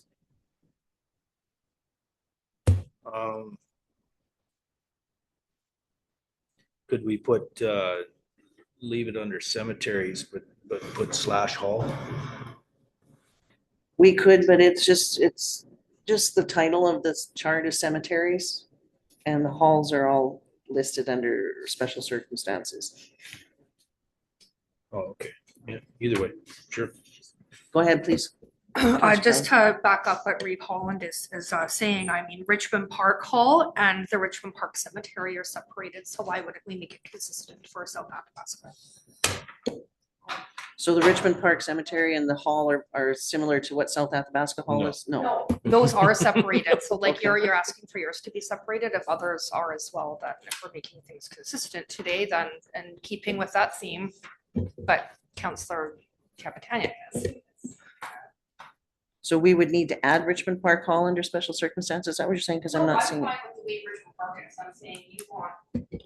The South Athabasca. Hall. Yeah, right, so it should mirror the consistency of the others. Okay. So in that case, then, if, go ahead, please, Deputy. Oh, go ahead, please. Councillor. I think that I'm getting what Deputy Mins is saying, and it will look like it's a completely separate application. So we do maybe need to have something like an asterisk that says it's still only one application because they're across from each other. And I like that it's listed, but it's got maybe attention to the public to say it's not two applications. Yeah, I agree. That's all. That's what I'd be concerned about. Councillor Hall's. It doesn't need to be. Like, let's just simplify this. We're overcomplicating this. It's like, what's the point? We want dust control in that section, name one of them and put dust control down. Who cares? The hall, cemetery, the hall and cemetery together? I guess it's, Because it's not two applications. We don't do all halls in the county. Right? There's lots of them we don't do. Let's move on. We're splitting a hair that I think has been split so many times already, we're gonna have trouble finding it. well, like, again, it's consistency and there's a couple of us that feel consistency is important. So where is everybody at? We'll just take a quick poll. Councillor Hall's a no. Councillor Callahan. But whatever's easiest for admin and whatever is consistent. Okay, I will take that as a yes. Thank you. I'd agree. I should, with Councilor Callahu said too. I'm agreeing there. As a yes? Yep. I think we could change hall to cemetery because cemetery is gonna be there forever. The hall might, who knows, sooner or later, the hall might shut down or something. I hate to see it ever happen, but I would be okay to switch hall to cemetery and then just leave it. But or the other way. I'm So you don't need to add the South Athabasca Hall under number 3. You're a no. You're a no. Okay. I'm a yes. I would just cross out hall because all the other cemeteries just say that it's Greek Orthodox. Okay. Yep. That would be. Okay, so you're a no. 1, no. You're okay or no now? No, I'm a yes. You're a yes. I'm going to be a yes as well. Okay. Mr. DeHoe. Okay. So what that means then is that South Athabasca Hall will be added with an asterisk under special circumstances, number 3, as Councillor Kaptaniuk's idea was very well said. One application applied under South Athabasca Cemetery. Does that make sense? Yeah. Yeah. It's just so people understand it's one application. I think that's what matters. Yep, absolutely. And then the legal land on that is northeast 25, 65, 23, west of 4. And I think, so I don't drive you all nuts, that's it for me. So I think then do we need a motion for that, folks, or that's just as amended? Oh, go ahead, Deputy Reed Mins. I had one here right at the beginning, page 59, CC 26-106. For some reason, we have Grassland Cemetery in there, and Grassland Cemetery has a Highway 63 out in front of it, and that little ring road, we've never done that. We've never done that. I don't know where that come from. So We would have to rescind the motion because it's already a passed motion to remove it. It's not listed in group 3. yeah, it's not listed. I just didn't want all of a sudden somebody jump up and say, okay, well, it's in here now. So let's do it. And it's like, huh? You'd only be doing your driveway. Yeah, like there's a little ring road around there and it's Yep, Councillor Chamzik. Just for my clarification, you mean the whole ring road around it? well, it Right, says that's- Grassland Cemetery here. So the only place that we could put calcium down at Grassland Cemetery is around that ring road that And it has never been done in the past. no. And that would be a huge taxpayer increase to be able to do that. I have never had a complaint about it. No. Okay, so it's currently not included in the policy or the schedule, even though it is in the motion. Do we need to rescind the motion and redo that motion? I'd hope not. I think it's an understanding. Okay, so 3405 is the way it sits, so it's not in the current schedule, so Right. we're not adding Okay. it. Okay, Okay. No. does that work good? Yep. Work well, I guess. So what is happens better. when you read the agenda? Mhm. Okay, so from what I understand, outside of the motions, because we didn't make a motion, Councillor Hall would like to add the word "and" on page 62, dwelling, letter I, so that it flows, each item has to be part of that. Where is my reading? Here, contains one or more habitable rooms that constitute a self-contained living accommodation unit having sleeping, cooking, and toilet facilities, and is intended as a permanent or seasonal residence. So that "and" has to be added. Okay, we got that one. And I believe you have all the other ones with the South Athabasca Hall change from one to be cemetery and got all that. Okay, I think we're ready to go, folks. If I'm not mistaken. Does anybody else have anything else? Councillor Hall? The only other comment really is, I just don't, why wouldn't we number the definitions? Is that, like, we've numbered every other section? Put 2, applicant means, it's 2.1, cost 2.2, because then it's fairly straightforward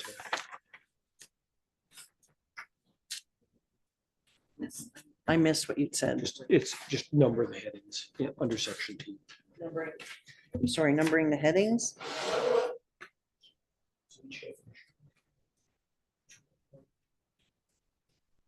Okay, that's all good for administration then.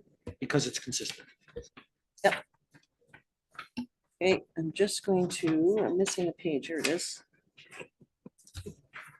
This is confusing. I'm getting back to the recommendation here. Because there'll be one more after this. Counselor DeHolick will discuss the one-off. So we'll discuss that right after we get through this motion on the policy. So the motion would, who would like to? Okay, Deputy Reeve Mins would like to have council approve policy 3405 dust suppression as presented and discussed. I think hopefully this will be the last one. As amended, pardon me, as amended. As amended. Do we need and discussed? Because we didn't do all of them. Just want to make sure we don't miss anything. I don't want it coming back. Do you want to read the motion back, please, Leah? Moved by Counselor Mins to approve policy 3405 dust suppression as amended and discussed. Perfect. Thank you very much. If we're ready for the vote, all those in favor? Are there any opposed? 9-0. You're for it. 9-0. Okay, thank you. Before we leave this Have a item party. though, if I may have, yeah, thank you. Just so that it's easier for Counselor Capitania or Counselor Chamzik. Okay, so we had discussed the one-offs. So Plamondon Connector and the Tower Road as being a totally different item all on its own. So in that thought, I kind of wrote something down and I'll throw it out. I'm not going to say it's on the As a floor. point of order, there's, Madam Mayor, there's no agenda item for this. Right. Could this be something that comes back as an agenda item? So we've Right. all had a chance to think about it. Absolutely. That's what I was just going to suggest. So it would be, it would be, I wrote this down and it can be wordsmith, so I'm not saying that this is the actual motion. I'm just giving the idea that to direct administration to bring feasibility, length, and cost information for dust suppression on Tower Road and the Plamondon Connector to a May committee of the whole meeting for discussion. Is that fair? I'm gonna say, how did we get to Tower Road and Plamondon Connector? Because it was Well, part I of, don't our- know, like, we've got lots of busy roads. Do we all get to add our favorite road to just dust control the whole thing? Should we do Slaughterhouse Road too? Like, I know the Plamondon Connector is a big discussion. And, you know, we know that Tower Road matters to some certain individuals. But I think there's probably other roads that are potentially comparable. So I'd be worried about providing direction to say, just figure out these two. I don't know. I think there's other roads that are busy. And, you know, if we want to limit it to that one specific problem road, I don't like the idea of limiting it to two. thank you, Counselor DeHolick, pardon me, and Well, Counselor Chambliss. I think yeah, you know, we have to set a criteria. And I think by doing two, that we can do that. You know, I don't know about including a whole bunch of roads right now. I know like the Slaughterhouse Road and all that stuff, but I don't know if we should be looking at two, or you look at a lot, it's gonna be big bucks for this tax season. I don't know. Counselor Chamzik? Well, I think you're right. We all have roads in our division that would be beautiful to be done. Is it possible for administration to bring the top 3 roads, 9 roads that came up within the traffic counts that make sense? Absolutely. You know, I totally get where you're coming from. I was looking at the traffic counts myself as well.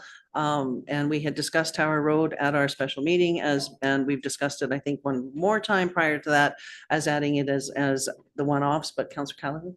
Yeah, I just want to mirror what Counselor Chamzik said because, yeah, opening it up and maybe getting some more advice and seems more open, right? Because I might, in my area, get people from Pleasant View, that road's traveled as an LPAC connector in my area. Might question why I didn't speak on their behalf and it was just narrowed to two. So I like that idea, Councillor Chapsik. You're asking for based on traffic counts, the top three?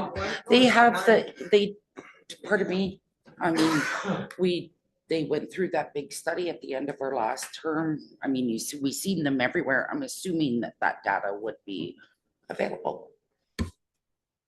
We'll defer that to administration. Yeah, I can see what Madam Chair, I can see what we have for historic traffic counts. The traffic counts we did last year we only did 55 locations, right? So do you want 9 or do you want just the top 3 large biggest traffic? Is it just a sheet that's all there? Just the whole sheet? Or? No. No? Okay. Just wondering how it's presented. But I would say, can you narrow it to the highest traveled road in each division? I can try. I don't know what historical information's there, but I can try. Councillor Stasiak, we haven't put a motion out there yet. So Councillor Stasiak and then Councillor Hall. Through the chair, from my recollection, we spent a whole day discussing a lot of this stuff, and part of their discussions had to do with how much more is this going to cost, et cetera. So this connector road is brand new to me. I just heard about it just now through you, of course. And I think let's just try and limit this thing down to something simple. And like I said, we've discussed this over and over and over. And yeah, all the roads are important. My 245 is important, but not as important. So let's just keep it to a minimum. If we have to discuss connector road, let's do that, move on. Even 4 or 5 is still spending another hour discussing the same thing that we discussed at the special meeting, I think. Thank you, Councillor Hall, and then Councillor DeHollick. So we just spent 2 days talking about our priorities. We've had, conversations where we've asked our admin to tighten the budget and reduce costs and all of this. Like, where is the money coming from? I think we need to say no to all of this. And if we're going to do anything, it's to come up with a plan for how we're going to manage hard surfacing of roads and where we're going to fund that and prioritize roads and let's get, probably the majority would think the Plamondon Connector will rank in the top 2 of the roads. Let's figure out how we do that instead of just pouring more cash down the drain that we don't have, that we haven't budgeted for. And we've agreed on some priorities. This wasn't one of them.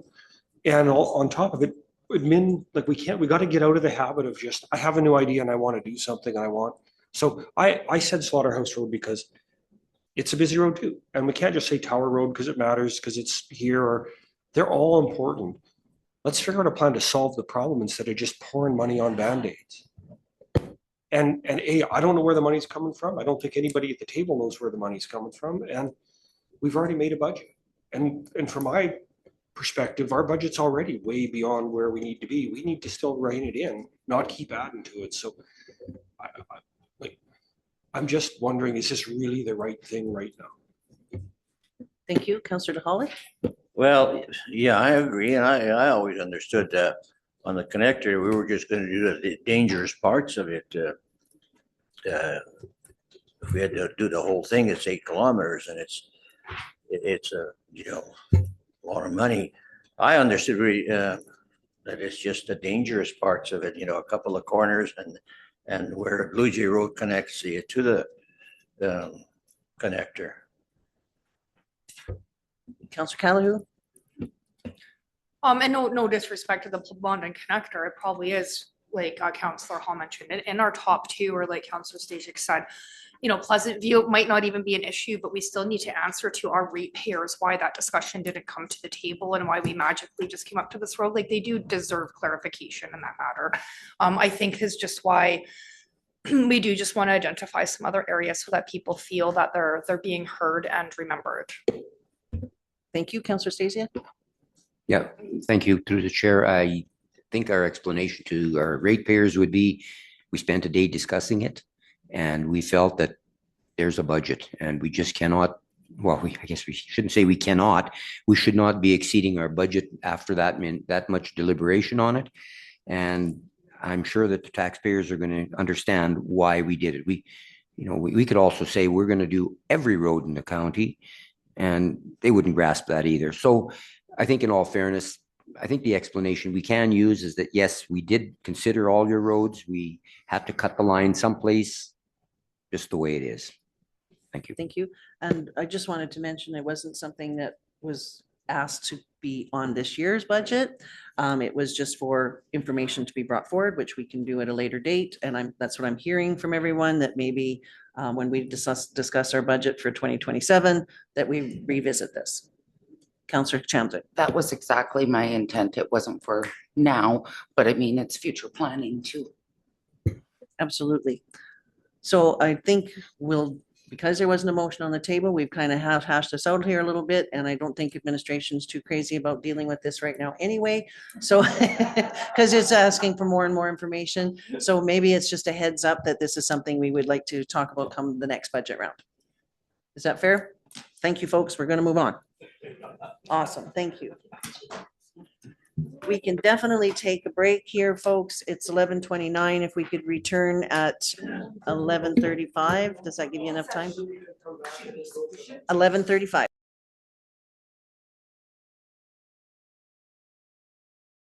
We're just returning from a brief recess. We are at our point of our agenda 7.1, which is on page 77 of your agenda package. And this is with regards to bylaw 013-2026, Development Authority, Subdivision Authority, and MPC, as well as bylaw 014-2026, text amendments to the land use bylaw that we talked about or had the public hearing for in this morning. I will like to turn the floor over to administration, if I may, please. Thank you, Madam Chair and members of council. So the history on the file is that back in November, council asked administration to review the Development Authority bylaw, which then led to a more comprehensive review to include the Subdivision Authority and the Municipal Planning Commission. We have presented you with, we went through the committee process, and today I think if council is ready to give second and third reading to both bylaws 13-026, which is the consolidated bylaw with the planning authorities, and bylaw 14-2026, which is the text amendments, as you said, there was a public hearing for. As I did mention in the public hearing, as council had previously brought it up, is that although there are changes to where the authorities are being identified, the authorities in themselves are not changing, being that the Development Authority is the MPC in the certain circumstances, inclusive of the Variance Authority at 10%, and the Subdivision Authority in all instances, and then the Development Authority, or pardon me, the Development Officers in the other instances. So if there are any questions, though, I'm happy to answer them. Thank you so much. So basically bylaw 13-2026, just from, I understand it, is just to clarify the different authorities. It's just to specify their titles and their responsibilities. Madam Chair, members of council, yeah, essentially, right now you have three bylaws that establish each independently. So what this does is it brings it all together and kind of a little bit modernizes it and clarifies those roles and responsibilities, but it in no way changes the authority of the Municipal Planning Commission or the development officers. That is still consistent with what it is today. Awesome, thank you. I think we'll do the first one, bylaw 13-2026 first. And if we'd like, go ahead, please, Councillor Hall. You would like to go ahead to give second reading? All right. Is there, Councillor Hall? I'd like to propose an amendment to specifically put this on the record. I would propose that we amend 5.1 A and C to delete the words 10% and replace with 50%. And I'm moving this to align it with the administrative recommendations, which both reduce red tape and improve service levels and turnaround times on development permits. I think we do really need to consider how we handle development and put that on the record. And I believe, if I'm not mistaken, we I'd like had, to have it as a vote as we're passing the bylaw, please. I'm sorry? I'd like it to be a vote. Excuse me, I have to grab it. You'd like to be able to be a vote as an amendment to the bylaw. Yes, understood. And I believe we also had the conversation when we were discussing this particular bylaw that we were not comfortable with the 50%, that we had chosen the 10% variance. So if we would like to discuss the amendment first, as a, I kind of feel bad because Councillor Hall has had to step out.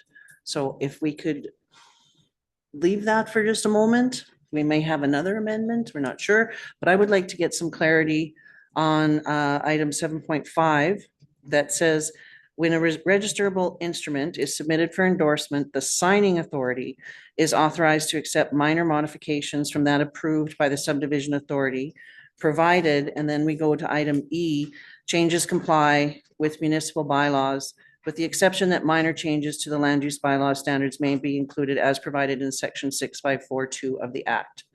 So when I go to 6542 of the Act, it specifically is related to the subdivision authority. So if I could get some clarity on that, it's so item subsection 654 sub 2 of the Act is a subdivision authority may approve an application for subdivision approval, even though the proposed subdivision does not comply with the land use bylaw, if in its opinion, and then it lists, you know, it's unduly, doesn't unduly interfere, et cetera, et cetera.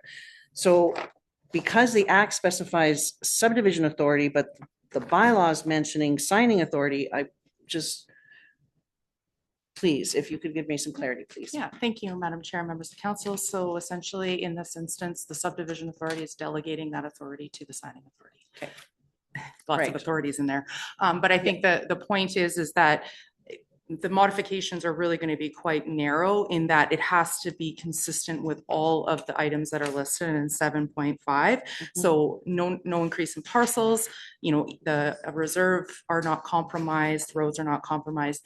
And so what this last subsection E states is that it still acknowledges though that there might be those slight tweaks to the land use bylaw, but it still has to meet everything else that is stated within here and be very, very consistent with the subdivision authority's decision. And it's really just to consider that when they actually go on site and do a survey plan, it might be just a small change in the pardon me, the site plan, between the site plan and the survey plan, there might be just a small measurement change that it doesn't change any of these other factors. And so that gives that authority to the signing officer just to acknowledge that they're very narrow changes. Okay. So like you say, it takes the authority from the subdivision authority to the signing authority. And if there were minor tweaks, it would have to come back to the MPCs, we'll say, if we don't give it the signing to the signing authority. To delegate those, okay. So long as everyone understands that, is that clear, Councillor Chamzek? So for clarification, MPC would be giving the authority to the signing authority. The signing authority. Yes. And that, like I say, it mentions in the Act, it's specific to the subdivision authority. So we're basically saying in the bylaw that even though the Act says the subdivision authority, we would give the authority to the signing authority, which is the development officers in planning and development, rather than the subdivision authority at MPC. If I got that correct, yeah. If I may, Chair, in 6542, when I looked it up in the MGA, that all relates to neighborhood enjoyment value, those types of things as well. Absolutely. Yeah, it's so basically the 654 sub 2 in the Act mentions, like I say, the subdivision authority may approve an application if in its opinion, so I'll go back to this, the subdivision approval, even though the proposed subdivision does not comply with the land use bylaw, if it's in the opinion, the proposed subdivision would not unduly interfere with the amenities of the neighborhood or materially interfere with or affect the use, enjoyment, or value of the neighboring parcels of the land, and the proposed subdivision conforms with the use prescribed for that land in the land use bylaw. So that portion goes back to the subdivision authority, which is the MPC. This is correct, the subdivision authority, yeah. So this bylaw that we're looking at would take that from the subdivision authority, we would give the delegation of that Act portion in the Act to the signing authority. Go ahead, please. Madam Chair, if I may, that is, so The subdivision authority at the time of making a decision has the ability to vary as it states in the act. So the subdivision authority, which is the municipal planning commission, will still be making that decision. It comes time to endorsing the subdivision plan. If there are minor modifications in the plan based upon what was submitted in the application, that's where the signing authority would have the ability through this delegation to approve them. But again, they would have to be considerably narrow, given the other requirements to meet all the lots, the roads, all of those Yeah, things. Madam Chair, I'll go further beyond that. Like, the MPC still has to review and approve all the subdivisions. Nothing changes. So when someone brings in their plan for final endorsement, let's say they had to move one side yard because it was going to blow through a stand of trees that they didn't, and they move it over 3 meters. That's kind of a typical one. Or they had to keep it away from a shed that they didn't realize. So it moves it a little bit. This provision is the status quo today. There's no change. That's how we do it today. That's all. Okay, thank you. So now that we have Counselor Hall back, if we could go to the amendment, if we're ready for the amendment, that he would like to change 5.1, this is on page 81, change 5.1 A and B from 10% to 50%. And C. Oh, pardon me, A, B, and C. Okay, all three. So 5.1 in its entirety, from 10% to 50%. If we're ready for that particular vote, all those in favor? We have 4 and opposed. Thank you. And 5, that amendment fails. All right, so on second reading, I believe it was Counselor DeHolick.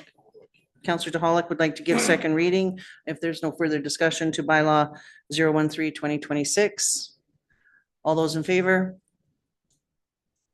1, 2, 3, 4, and opposed? 1, 2, 3, 4, 5. Second reading fails. And if I'm not mistaken, if second reading fails, the bylaw fails. Yeah, the bylaw's dead, Madam Chair. Okay, thank you. We are on the, Sorry, Madam Chair, there What do that we was do? one bylaw. There are Yes. other bylaws. yes, bylaw 14-2026.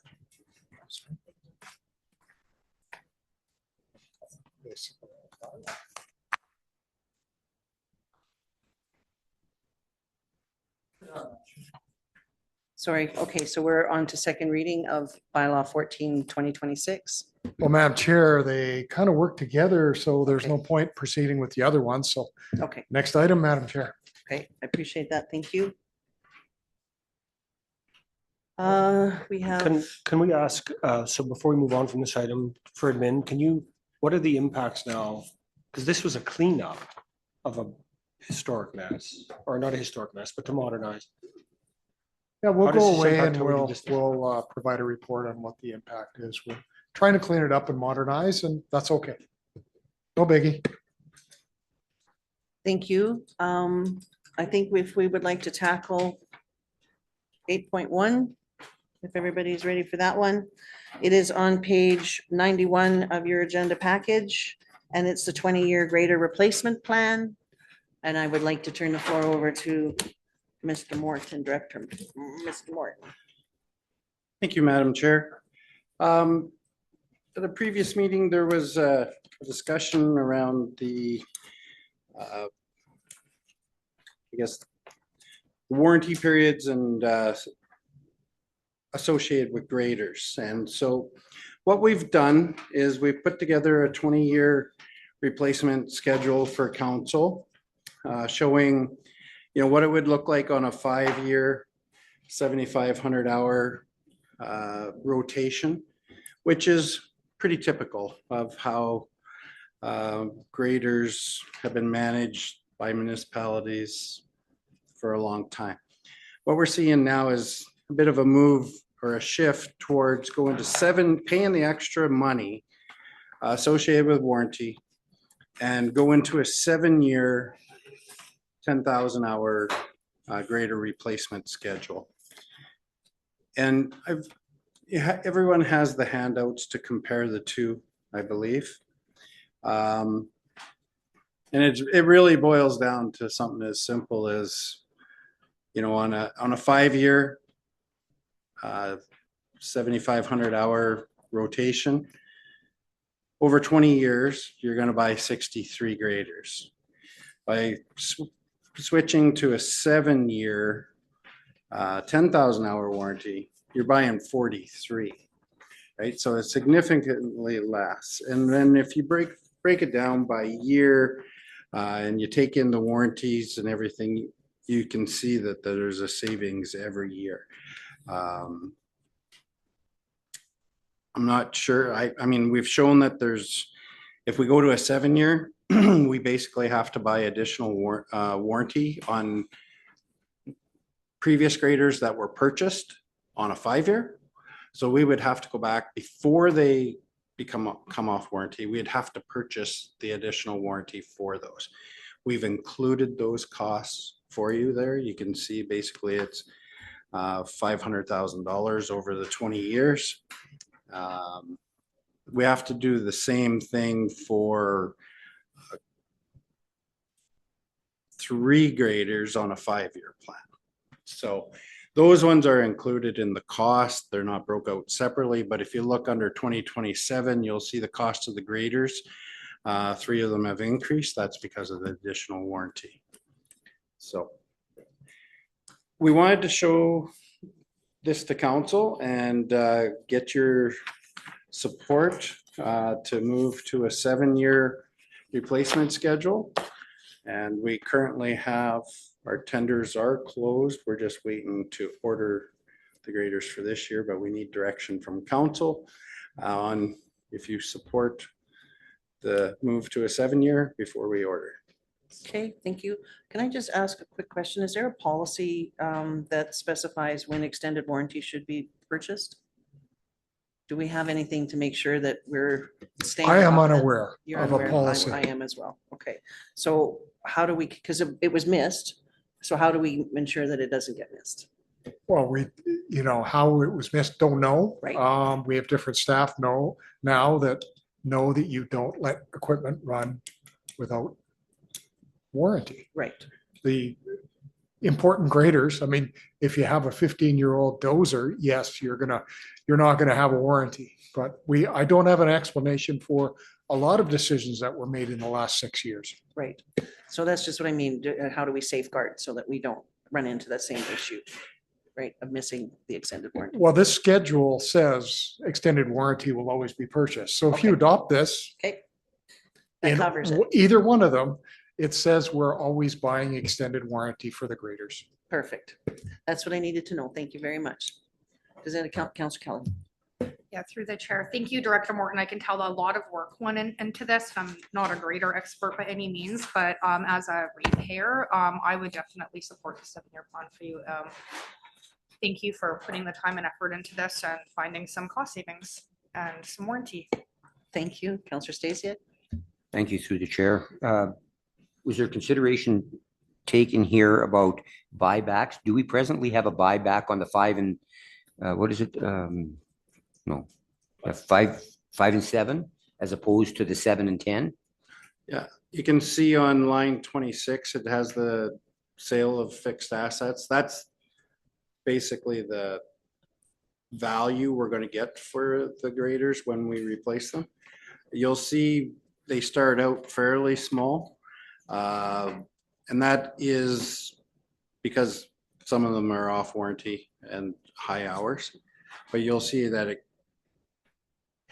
buyback increases as the graders stay on warranty. And But so however, is there a buyback on the 7 and 10? Or we're on our own, selling them through Ritchie Brothers or something? Oh, so we assess at the value of the buyback. So you're talking about the guaranteed buyback Yes. from Cat or Manufacturer, John yeah. Deere. I'm going to tell you, I assess the auction prices versus theirs every time. Theirs deal isn't always the best. It used to be years ago. It was hard to compete with. It's not always the best price anymore. So we ask them for a price and we ask for guarantees from the auction as well. And Okay. the Yeah. last number of years, it makes sense to go to auction in some cases. Right. My concern when I first looked at this was that if we lose a value by keeping them that much longer? Does that offset the extra we would be paying for a 5 and 7? Like, if we're guaranteed more money by getting rid of the grader sooner, is that offset by the value we may or may not get at an auction? I'm gonna say yes. That, because what we've been told for graders that are on warranty, it's basically $65,000 per unit difference. So you get $65,000 more for the one you sell at 5 years old versus the one you sell at 7 years. 65 to 75 is what they're saying, if they're both on warranty. So another question, maybe a little off the topic here. Do you do any factoring about leasing them maybe? And we don't worry about what they're worth at the end of the day? Or is that, I don't even know if that was ever discussed over time, but I started thinking about that the other night and I thought, well, just wait a minute. Maybe if it's costing us a pile of money per grader to replace, what would the least cost be by just leasing them for 5 years or something like that? That's something I would have to look into. I'm not aware of a program of that nature. So. Thank you. Deputy Reedman? That's it. Thank you. Thank you for this information, because I was the one that actually asked for it to make sure that everybody knew the pros and cons to going from a 7,500 to a 10,000 hour. So it looks like it's more in the pros, which hopefully everybody understands.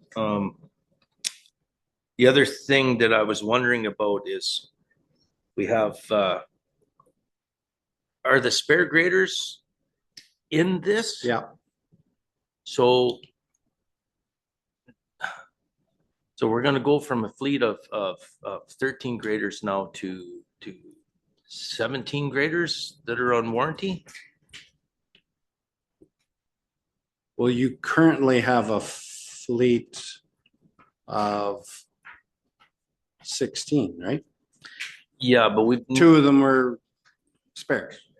Yeah, 2 of them are spares, but our spare graders were never on warranty before. The spare graders were put there because if the graders are ones that were on warranty broke down, it was kind of like we had a spare there we can go and put into that area and then actually get money for that spare, because then the companies didn't have to bring up a loaner grader per se, but they would pay us, right? Correct. So does it make any sense to have our spare graders on warranty? I'm not sure that this includes keeping them on warranty.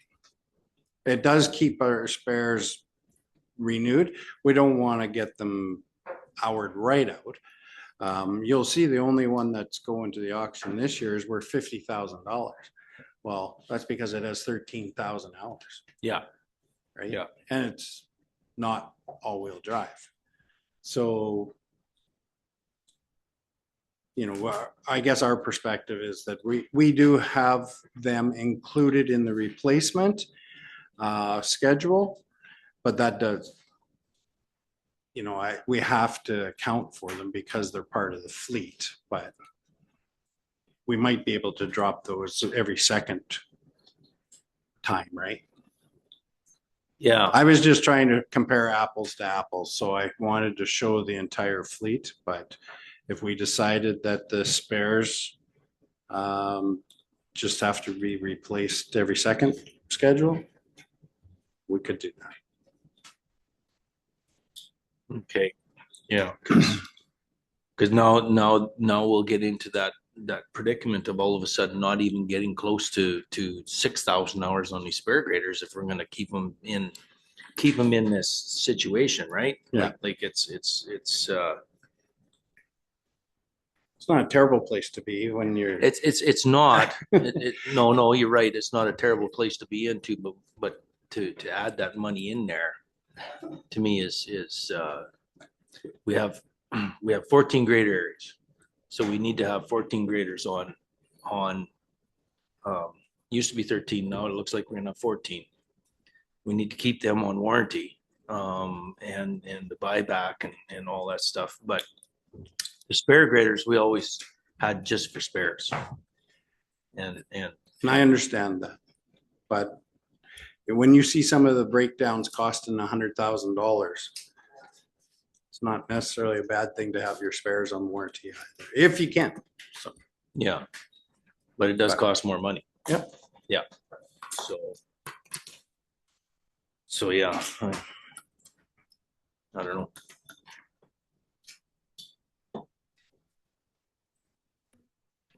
So I guess with selling the one grader, selling the 720. John Deere, the old one. We're gonna go back to only having one spare then? Okay. Okay. All right, Thank you. I think, do we have a motion, folks, on this one? The recommendation here is that county council approves a 20-year grader replacement plan, 7-year, 10,000-hour warranty option as presented. I don't know if there's any, Councillor Callahan? If nobody else has any further discussion, I'd like to make the motion to approve the 20-year grader replacement plan with the 7-year option as presented. Okay. Is there any further discussion? We're ready for the vote. All those in favor? Are there any opposed? Awesome. Well Thank done. you. Thank you very much for the information you brought on this. It's really appreciated. And I think that we should break for lunch at 12 o'clock and we will be back at 12:30.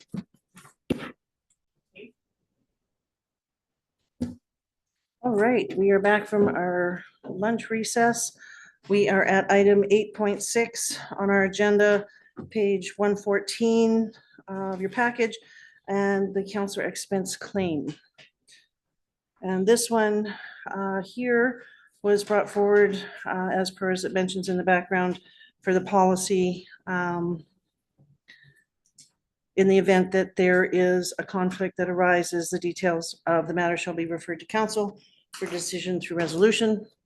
So I will turn this over to council as to begin the conversation. Councilor Callahan. I'd like to start with a question, just if we could have clarity on the specifics of the conflict and if there was conversation prior to that with those involved. What was the last part? If there was a prior conversation that happened with those involved for further clarity. Prior conversation, okay. I believe, if I'm not mistaken, there was a conversation that happened in close, and that's where the conflict was discussed at that time.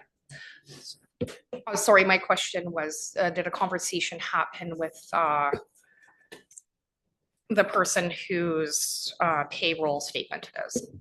The only conversation that took place was to contact Councillor Kaptaniak prior to the RFD going in so that she was aware of it.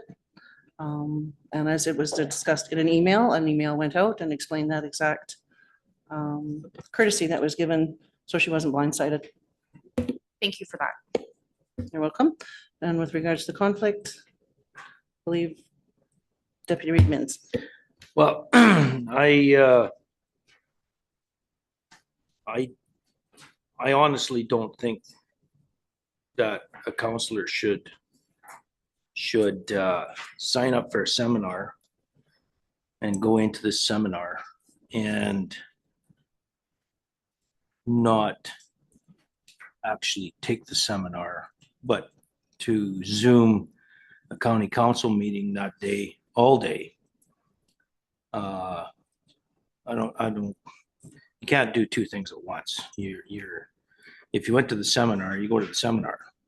If the county council meeting was that important to be at, you should have actually stayed at home and either Zoomed it from home or come into the actual meeting. But to pay mileage, meals, rooms, registration, and have the counselors Zoom the whole county council meeting from wherever the seminar was. To me, that's a conflict. That's a huge conflict. We've been told over and over and over, we have to sharpen our, be fiscal, and sharpen our budgets and all this stuff. And all of a sudden we see this, like, to me, it's a conflict. So. Okay, thank you, Councillor Chisholm. Can I ask who authorizes in the end, our timesheets, our expense claims? So as per our policy 2009, as it's mentioned on the background of the RFD under 5.1 sub E, elected officials shall submit their expense claims to the council corporate signing authorities for authorization within 60 days of the month end. The corporate signing authorities are Deputy Reeve Minns and myself.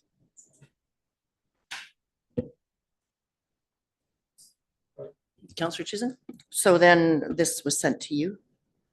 Correct. So timesheets all come to me, and when there's a conflict, as it mentions in section 6.3, that the timesheet then comes to council for resolution. You're welcome. So where do we want to go, folks? Councillor Hall? So for clarity, you submitted this to the agenda, or Councillor Minns, or you both did together? Because of the conversation that took place in No, closed. it's like, who is it prepared by? It's prepared by the council corporate signing authority. So the two of you So- together. When it was discussed and closed, I did not feel comfortable signing the timesheet, which is why it's here. Okay.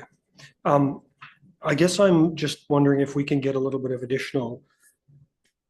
I mean, this isn't a public part of the agenda.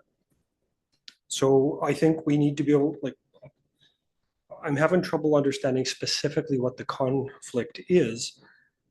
And more clearly, I guess, could you help me understand the problem or policy violation that brings rise to the so-called conflict? I think if I'm not mistaken, how I understand it to be is that when the decision was made to attend a seminar, there was registration, there was mileage, there was meals, there was a hotel that was paid for. And we have our agendas come out usually a week before the meeting. So if the agenda was felt by, I cannot speak on behalf of Councillor Kaptanic, but if she felt that this is just a surmise and this is where the conflict is and it has to be explained, if she felt that she would like to attend the meeting, then going in and charging for meals and mileage and registration and the hotel, and then attend a meeting, the decision could have been made to cancel if she felt that the meeting was more important to attend than the seminar.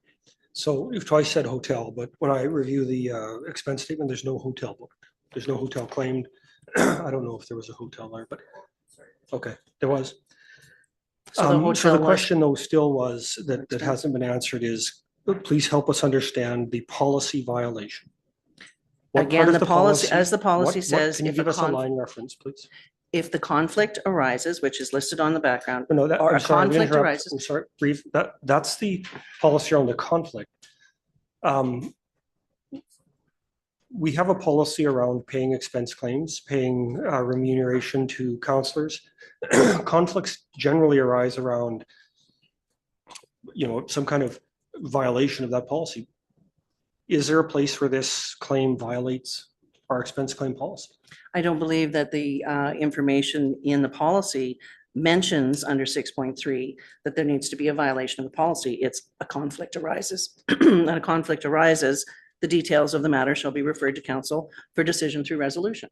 So because the policy mentions if a conflict arises, that's part of the policy. That's where we are today. So taking that the next step, then anytime there's something that somebody doesn't like, whether it's allowed in policy or not, it could become a conflict and come to council for resolution.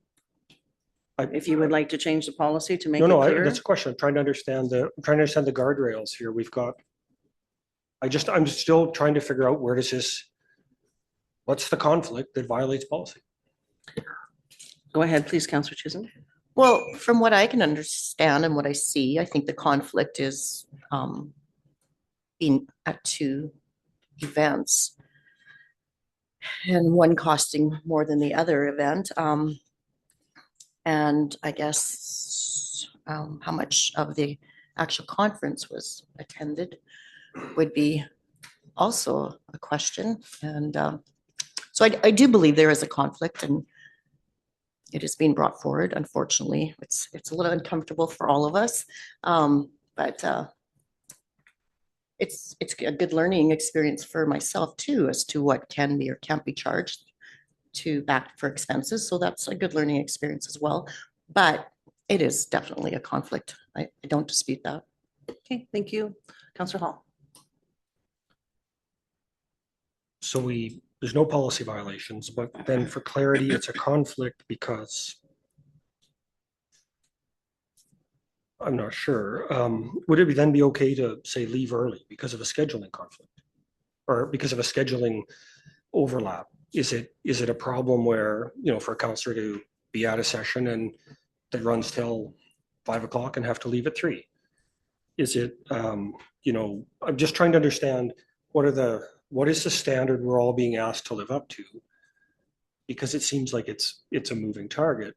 If I am at an event and I go to the Reynolds Mirth one and have to leave early, is that a conflict now that's going to show up here? Is it if during this meeting I've had to address a couple of things with one of my children on my phone? I apologize to you all for grabbing that and leaving, but family matters too. And so is that a conflict? Will my March timesheet be on the agenda in April because of that? Because I've been doing two things at once. I guess I'm trying to understand where we're going with this. Well, I think if I may, what you're referring to are short amounts of time. What we're referring to here, what we're seeing here is there was a seminar that was about 9 hours and 15 minutes in length. And the meeting was from 9:35 a.m. or 9:30 a.m. until 3:34. There could only have possibly been 2 hours of attendance at the seminar. So being that we're looking at a situation, we are accountable to our ratepayers. We have to be accountable for our expenses. And when you look at a situation here that could have easily been rectified by canceling if the meeting was felt to be more of importance than the seminar. And because it was not canceled and not attended in its the majority of its entirety, I have to agree that I struggle as well, especially since we have to be accountable to our ratepayers, to look at a situation. You can't be at two places at once. And that's what we're looking at here. So I struggle with it as well. I don't know where council wants to go with it, whether or not they would like to continue to approve the mileage and the supper that's listed here. The registration, I think, according to the was 209 plus tax and fees, and then I don't know what the hotel was, but there's quite an amount. I'm going to say hazard to say around $600 that really wasn't required if person chose to attend a council meeting instead. But that's, go ahead, Councilor Capitania. Okay, thank you. With your permission, I forgot to include the itinerary in my report, so I'm going to hand that out to everyone. I have a copy here.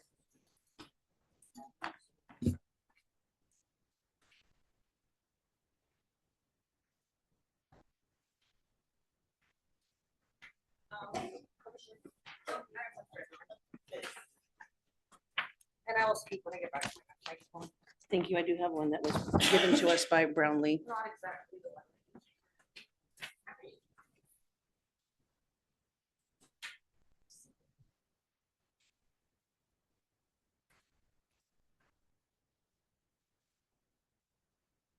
Okay, so I will speak. I was going to try not to, because I really still don't understand where I violated any policy. Important things are on a council meeting, and my repairs deserve to be represented whether I'm at a seminar or not. But if you look at the breakdown, which I worked very diligently on, Brownlee starts at 8 a.m. I was there for an hour and a half before council even began. Brownlee takes long breaks. 2 coffee breaks equals an hour of time that I was in council, that I didn't miss at Brownlee. Our lunch break was a half an hour prior to theirs even starting for an hour and 10-ish. So I worked it out. By the time we closed, Brownlee was still going for an hour and a half. I did miss a total of 3 hours of Brownlee, giving me 6 hours of education, networking. And if you, I want to say, don't consider the seminars that I missed, I still brought back all of the PowerPoints that anyone can have at any time. I have them on a file on my computer.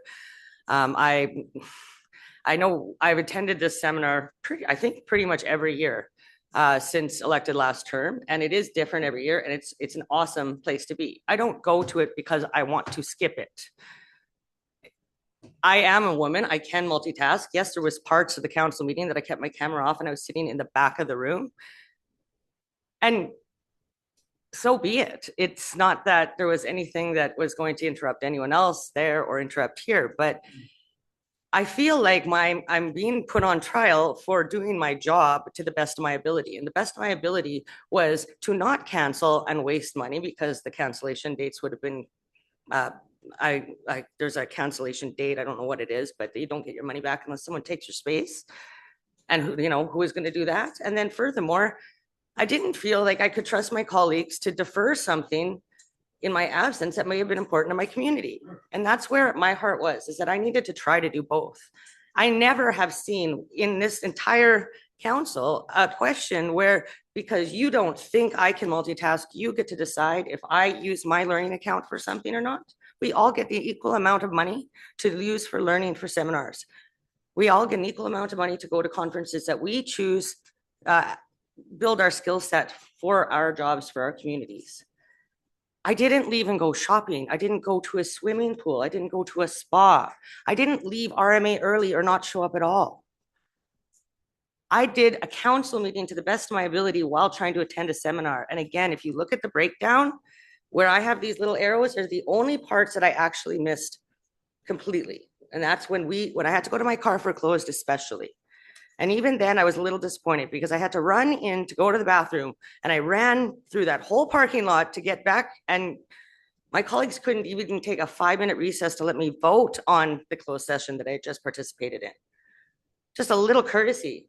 And that's fine. I lived with that. My bladder wasn't going to live with that. But the point was, I was there for a reason, and I was there to represent my district. And I would do it again. There's nothing that I would change about this if it came again, because I don't believe I did anything wrong. And if anything, I did the best job I could do that day. And yes, I can do 2 things at once. I'm a woman. Thank you. Councillor Stasiak? Thank you, Natasha. I appreciate what you're saying. And I heard you talk about RMA. Can I have your opinion on all RMA? We tried for 2 days to get a hold of you in the last 2 days and no response, couldn't find you. I have no text messages from you on my phone at all. It was a joint text from. I don't have any recollection of that. Just curious, because I don't necessarily have to talk about what I'm doing at RMA. So RMA Just isn't, hang on, please. Councillor Stasiak's not done, and then No, My friend, there was some discussion about. there was some medical issues, and I don't Yeah, want to no, talk about that and in I- public, okay? Whoa, one I'm at a sorry, time, we don't talk please. about medical stuff in Excuse public. me. One at a time. Councillor Stasiak has the floor, please. Yeah, there was a group of us that sort of decided that we were going to get together for breakfast, or at least acknowledge where we were, what we were doing, who was going what direction. And there was a few councillors that didn't respond, and we kind of looked around to see if maybe they didn't get our message or whatever. And I'll be blunt with you. You were one of them that we couldn't find, didn't hear from. And I don't know, I'm not disputing it. All I'm just asking you is what your opinion of something like that. Like, in my opinion, if I was paid to go to RMA or to a seminar, and we all went to different ones, and I made a very clear point of actually being there, and I feel guilty, I would tell somebody, whether it's the CAO, the REEF, whoever, that I can't make it that day, because at least somebody knows, and yeah, I'm good with that. So, Someone did know. okay. It wasn't you. Okay, no, that's fine. I Okay, just was thanks. curious what your take is on it. Yes, yeah, don't worry. Yeah, Okay, thanks. yeah, leave that. I'm sorry, but I think the key people that are supposed to know didn't know. And when you mentioned the courtesy of not being able to use the washroom, we were in closed and all of a sudden you were gone. There wasn't a request to say, hey, can you guys take a recess so that I can take a personal convenience break and then come I back? was leaving my phone on in the car so that you would see that it was in the car, that it wasn't with me. Sorry, but that's not my recollection of how this all went, and we could actually play it back, and it's very confusing when all of a sudden you look up and all you can see is out of window of a car, and you're not there. The other point is as you mentioned, you can multitask. Well, that's great, but effectively to be able to sit and vote on all of the council meeting items and then still continue to listen to a seminar, I'm afraid to say that's something that's very rare in my experience of being able to concentrate effectively on two different items. Councillor Callahan. No, I just wanted to say, like, we need to refocus on the specifics of what's on the agenda, not talk about past and stuff. The question was asked a long time ago in the closed section about the absence, which I did answer. If you don't recollect, I'll remind you guys later.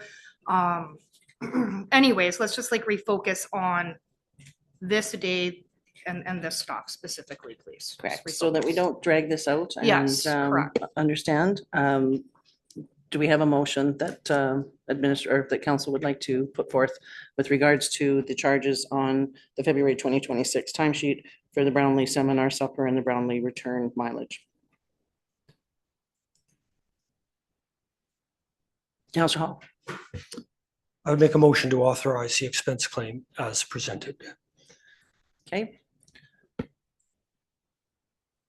And because it relates to this, let's make it a recorded vote. Okay. All right. So the motion on the floor is to authorize the timesheet as presented. Is there any further, pardon? Yeah, I don't know. I mean, is there going to be discussion on the motion or we're just going to, so because I'd like the last word right before you call the vote. I'm sorry? I'd like the last word per the procedural bylaw right before you call the vote. You can go ahead with a final statement. It's not final word, but it's a final statement. If you wish. Are we calling the vote immediately after? Has everybody had their discussion with regards to this scenario? Please go ahead. I'm really struggling with this item. For a lot of reasons. So I'm obviously going to vote in the affirmative to authorize the claim. But I look at it and I think if submitting this was the right thing to do, then why wouldn't the author put their name on? You know, to me, to see this on the agenda is a disappointment. And it really demonstrates this lack of trust at the table. The fact is there is no policy violation here. And I'm still at a loss to understand the motivation behind putting this on the table today. This kind of personal targeting and judgment of each other is not why I came to this table. I don't want to be part of this. And I'm disappointed that there wasn't a genuine attempt to resolve the issue between the signing authorities and the councillor, like a conversation beyond just a notice before the meeting. We have to do better than this. We're not here to judge each other in this way. And we need to pass this and move on and use it as a learning experience. But this is the stuff that is really dividing us and we've got to do better. So I'm sorry, but I don't like being in this position. Thank you. And as a final statement, it leaves a lot of space for comments that were made that should be retorted, but we will go forward with the vote. If everybody is ready, all those in favor to accept the timesheet as presented. Recorded vote. So we have Councillor Kapitaniak, Councillor Hall, and Councillor Callahoo. And those opposed, Councillor DeHollick, Councillor Chisholm, Councillor Chamzik, Reeve Holland, Deputy Reeve Mins, and Councillor Stasiak. Is there a secondary motion to move forward? So we're able to move forward with the timesheet for it to be implemented. Would that motion be to remove the Brownlee seminar supper, Brownlee return mileage? I'll make that motion to remove the mileage from February 11th, the supper from February 11th, and the mileage returning home from February 12th. Okay.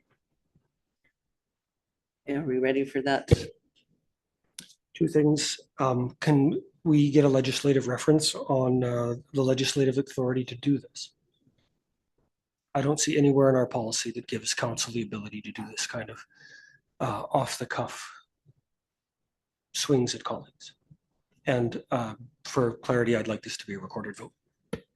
Okay, so first of all, you would like legislative clarity. So to do that, we would need to go into a recess and we would need to request the CAO to provide legislative clarity. I do want to remind folks that we do have a remuneration policy that we are accountable to our ratepayers to be expensing our expenses with that in mind. If everybody would like to recess at this time so we can receive some advice from our CAO, please do so, and that will come back at 1 o'clock.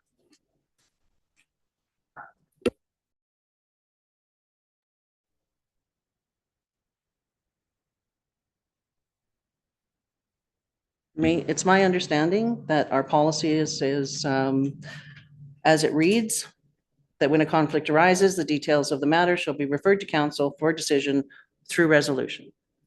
The resolution that was made, or the motion that was made, pardon me, was to remove 3 items from the February 2026 Division 2 timesheet for Council Kapitanic, which is the Brownlee Seminar mileage to the supper and the Brownlee mileage return.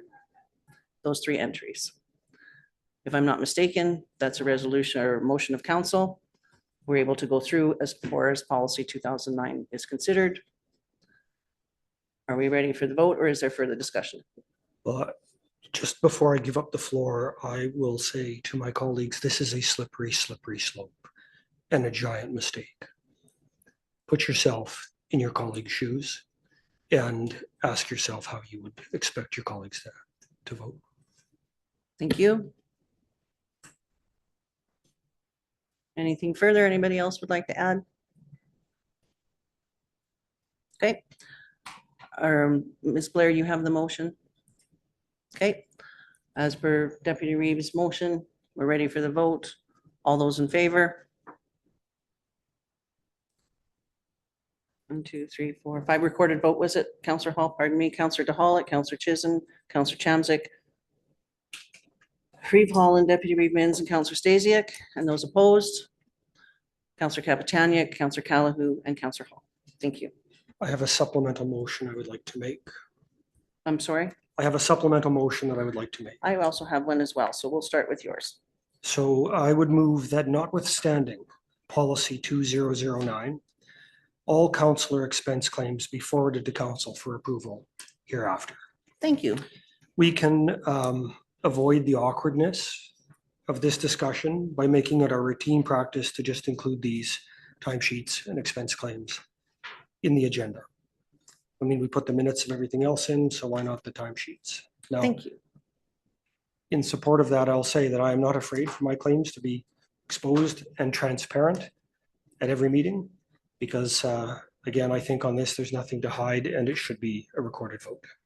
Thank you. In addition, Councillor Hall, not only the expense claims, but I also believe that our claims, okay, let me back up.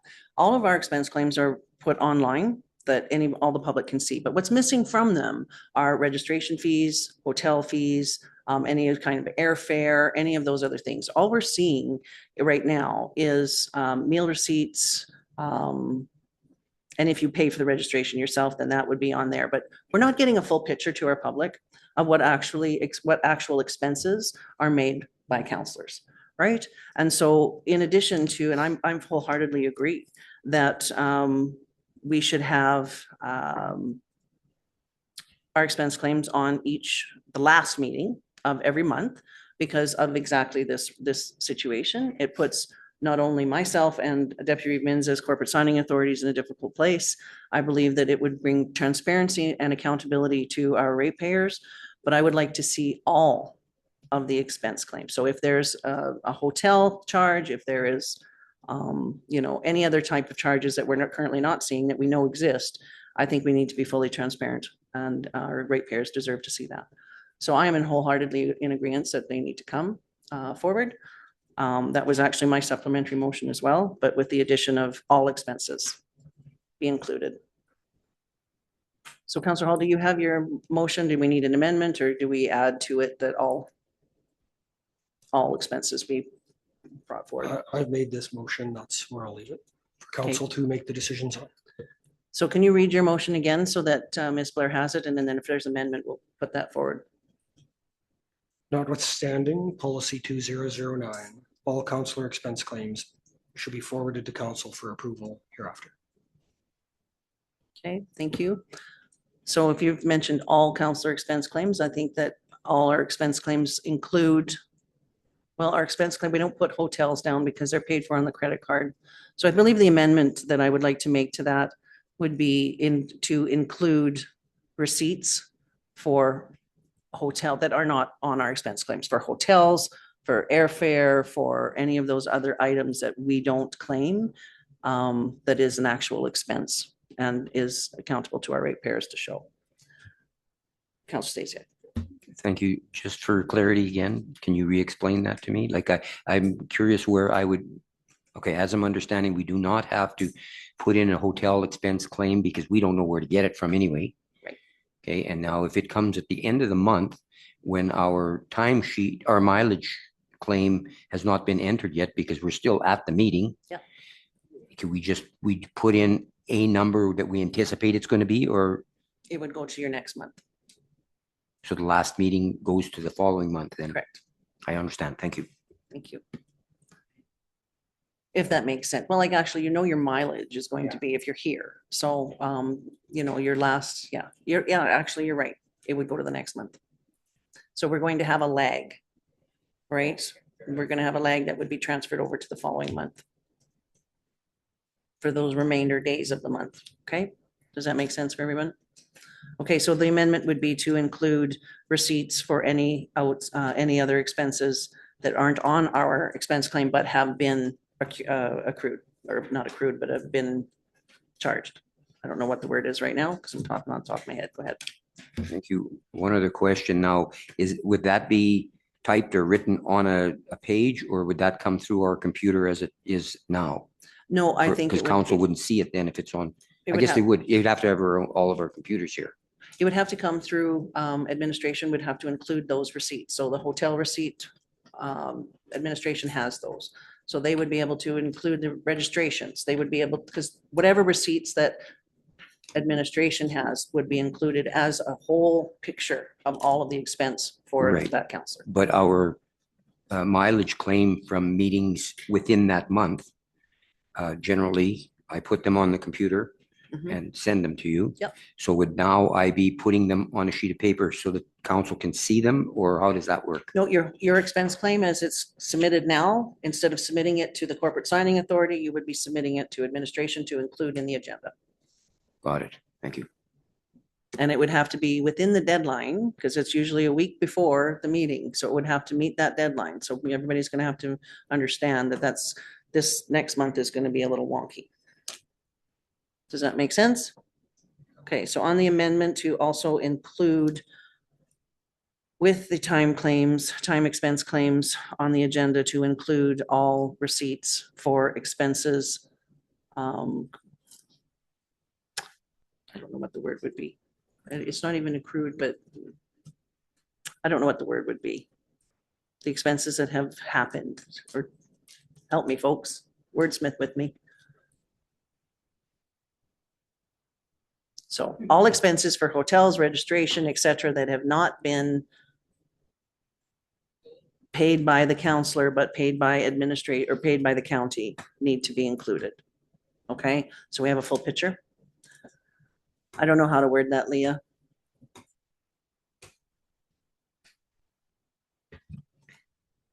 Moved by Reeve Holland to amend the motion to include all receipts paid by Athabasca County. Yeah. For each, against each counselor's expense claim. Again, for each counselor, but it would be attached to those expense claims, those receipts. Does that make sense, Counselor Hall? No, it absolutely doesn't make any sense here. Once again, we're taking something and overcomplicating it. We don't know the bills for that the administration pays on our behalf. Why can't we just simply ask the administration to provide a one-page, once-a-month summary of what they've done? So when they do the RMA bill, it's like RMA, counselors, in a list attended, and here's what their rooms cost. But to expect council to start to have to collect it from admin and then they're going to compile it anyway. Why don't we just ask? There's not that many of those expenses. So if the administration books a conference for us as individuals, it'd be relatively straightforward to just have a spreadsheet where they mark down the counselor's name and what the room was and what the registration was and print that once a month rather than attaching it to our individual sheets. The same information is there, but it's just more straightforward, consolidated, and simple. Well, I understand what you're saying. It wouldn't be for the counselors to obtain that information. It would be administration including it with the timesheets. They have the receipts, those receipts. So for example, our hotels are booked in each of our names. So you have your expense claim, and then behind that, administration adds whatever receipt. As far as I'm concerned, we need to be transparent to our ratepayers, accountable to our ratepayers. They need to see what our actual budget is. We are supposed to be keeping track of our budget because we are responsible for our budget. So if, up to this date, a whole lot of us haven't been asking for that information. We've been just waiting for a report to come. I think that if it's done monthly, it's clean, it's clear, and everybody knows what's going on, when, where, why, and how. And that's just my personal opinion. Councillor Chamzik. I personally like that I have to be accountable for it, so I have no problem with that. But when we do form this motion, I'd also like to ask it to be a recorded vote as well. Okay, for the amendment. Councillor Stasiak. Thank you. I struggle with this a little bit because it's my understanding that information is already available online for ratepayers to see. No, it isn't. We Okay, do so- not see on our online right now, we do not see our hotel receipts. We do not see our registrations. We do not see any of that. Okay. So far, I thought this machine was running reasonable. And I do my best due diligence to make sure that there's nothing going crossways. And if I think there is, as you know, I always ask and present it so that I'm not stepping outside that boundary. I'm a bit reluctant to have administration go through a lot of extra work. I think they're busy enough, and they, to do this for whatever reason is fine, but not really convinced yet that it's necessary. I'm not going to say one way or the other how I'm going to vote on this right away, I guess, but I just kind of shake my head because as I see it, this was a one-off instance, and maybe this will solve a learning curve, and maybe this won't happen again. I don't know, but I don't mind. I'm totally transparent. I don't mind that at all. It's just that I don't want to create a whole bunch of extra bureaucracy or paperwork or anything that could just drag things around. So not quite sure at this moment yet. Hopefully you have a moment more to think about this. Okay, thank you. Deputy Reid Mins. We would, regarding that, about putting the timesheets and that on council agendas to be approved and everything, we wouldn't be the only ones that ever do that. There's other municipalities, I'm sure, but that send out their timesheets to council and so it's nothing new sort of thing. I understand what you're saying, Ken, that you don't want to cause a whole bunch more work, but this could actually, the pro of this is that then everybody gets to see and everybody's transparent on what's going on out there, right? Please go ahead. Thanks, through the chair. I just want to make one thing very, very clear to council. If I happen to make a mistake on my presentation, it ain't because I purposely did it. It's going to be a little bit of a learning process for me. I'm hoping that it works out well, but just so you all understand that I don't want to get caught in some kind of a trap that I made a mistake and now I'm going to be shredded for it. No, understood. Just one at a time, please. Just to respond, the only change that's taking place right now is instead of sending it to me, you're sending it to administration to be put on the agenda. Okay, and then the amendment would cover any receipts that we don't put on our expense claim, but is against our expense budget. Administration would attach them to each individual counselor's time. Okay, so that our ratepayers see it in a clear, transparent way. And I believe, Councillor Hall? I said, why don't we just leave it to admin to figure out the best way to report that respects their time? Well, I think that's great. For them to report, put it into a spreadsheet, I think would take longer than just to attach the receipts behind everyone's time expense claim that it belongs to. We should be paying attention to that and asking for it anyway, because we are supposed to be keeping track of our budget according to our policy. So I'm okay with not asking for a spreadsheet. I'm okay with just attaching the receipts. Councillor DeHollick. Well, I really don't know why we're nitpicking this like that. It's just, it's not much of a problem. You know, we've got a Reeve that we all respect and trust. Why do we have to change anything? It's her job to check the timesheets. Check the timesheets. If there's a problem, bring it up like today. It's not going to be happening every day, I'm sure. Thank you. Thank you, Councillor Chamsey. Councillor Callahan. So as Councillor Min said, I mean, other councils do this, and I think because we were already sort of asked to vote on the integrity, for lack of a better word, of a colleague, I actually think this might clear up that in the future. We're transparent with each other. I don't think it's a big issue if other councils do it. If you've got nothing to hide, it's a non-issue. You're just forwarding your stuff to a different person. It's not a big deal. All right, Councillor Chisholm. I do agree. It's not a big deal. Like, just send it to. And your receipts. I mean, if you expense something yourself, and make sure your receipts on it as well. So, Yep. And transparency. I mean, that's. Okay. This is a learning curve. And I think it's not a big deal. Let's just go with it. Thank you. You're good. So are we ready for the vote on the amendment? The amendment? I'll ask Miss Leah because she has it typed out. I don't have it written. Thank you.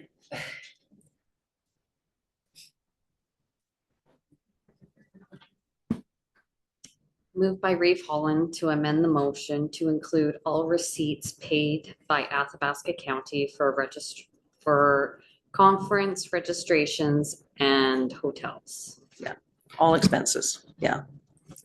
Including but not limited to. Including but not limited to. All right, if we're ready for that amendment, all those in favor? Recorded vote, yep.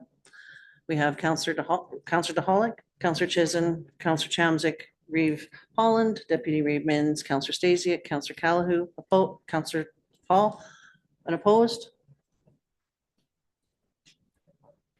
You're opposed, Councillor Capitani? No, I'll vote for it. Cares. Okay.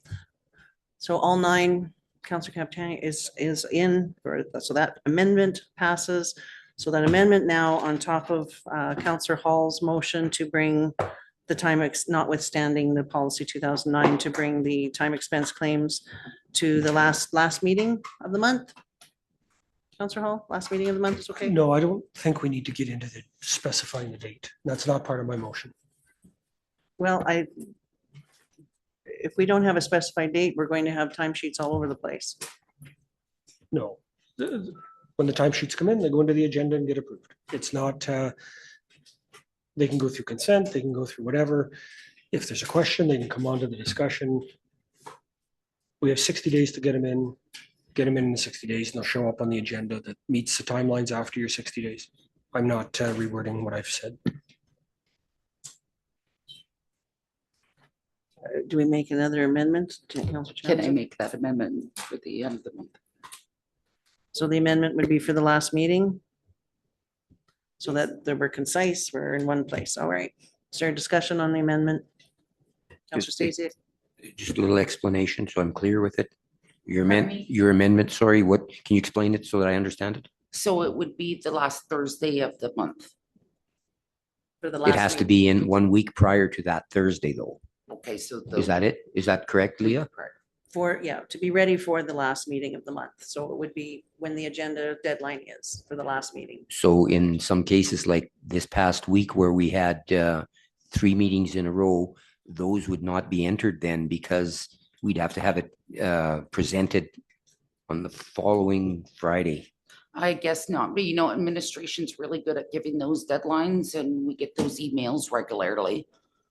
Okay, so yeah, I just wanted, as I said in my prior comment, I don't want to screw this up and make a mistake somehow because I put one date in too much or one not enough or something like that.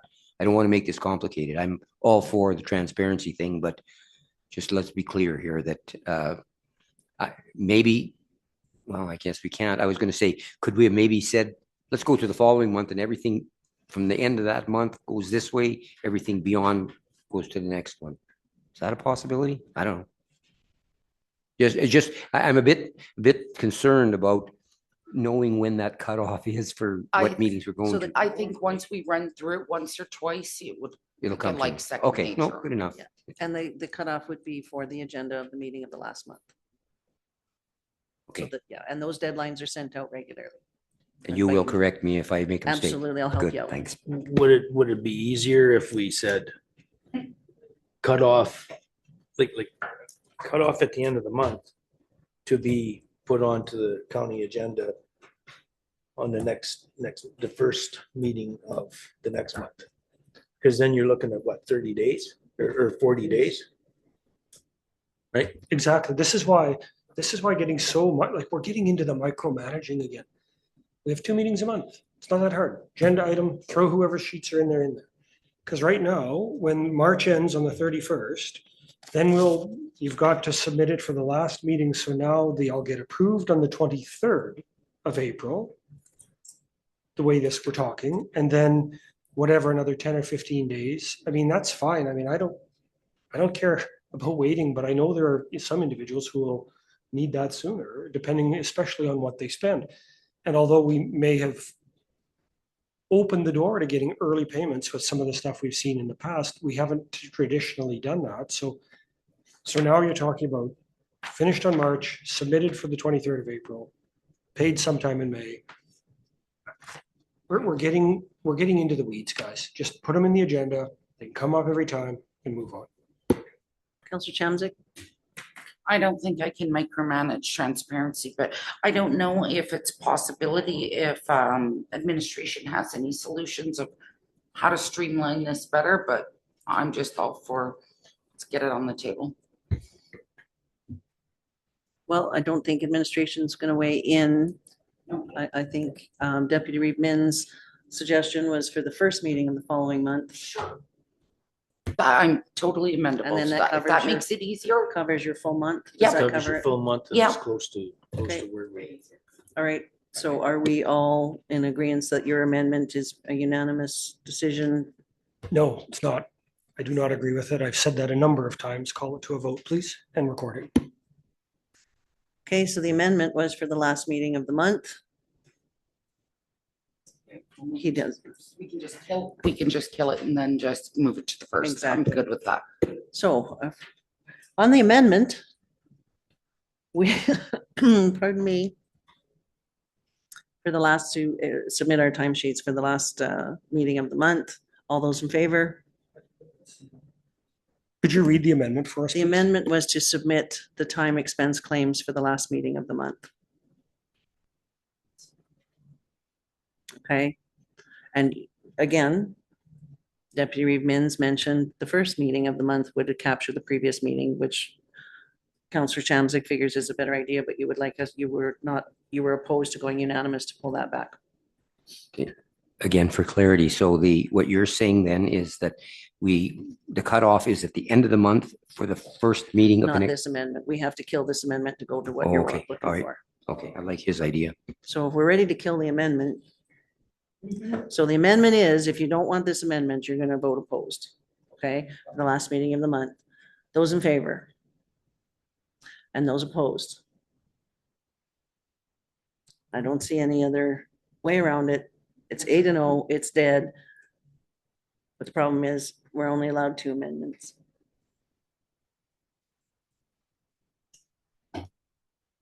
So we can fix this another day. Yes, we can. So on the motion, and I'll get Miss Leah to read that for us. That was Counselor Hall's motion. Please.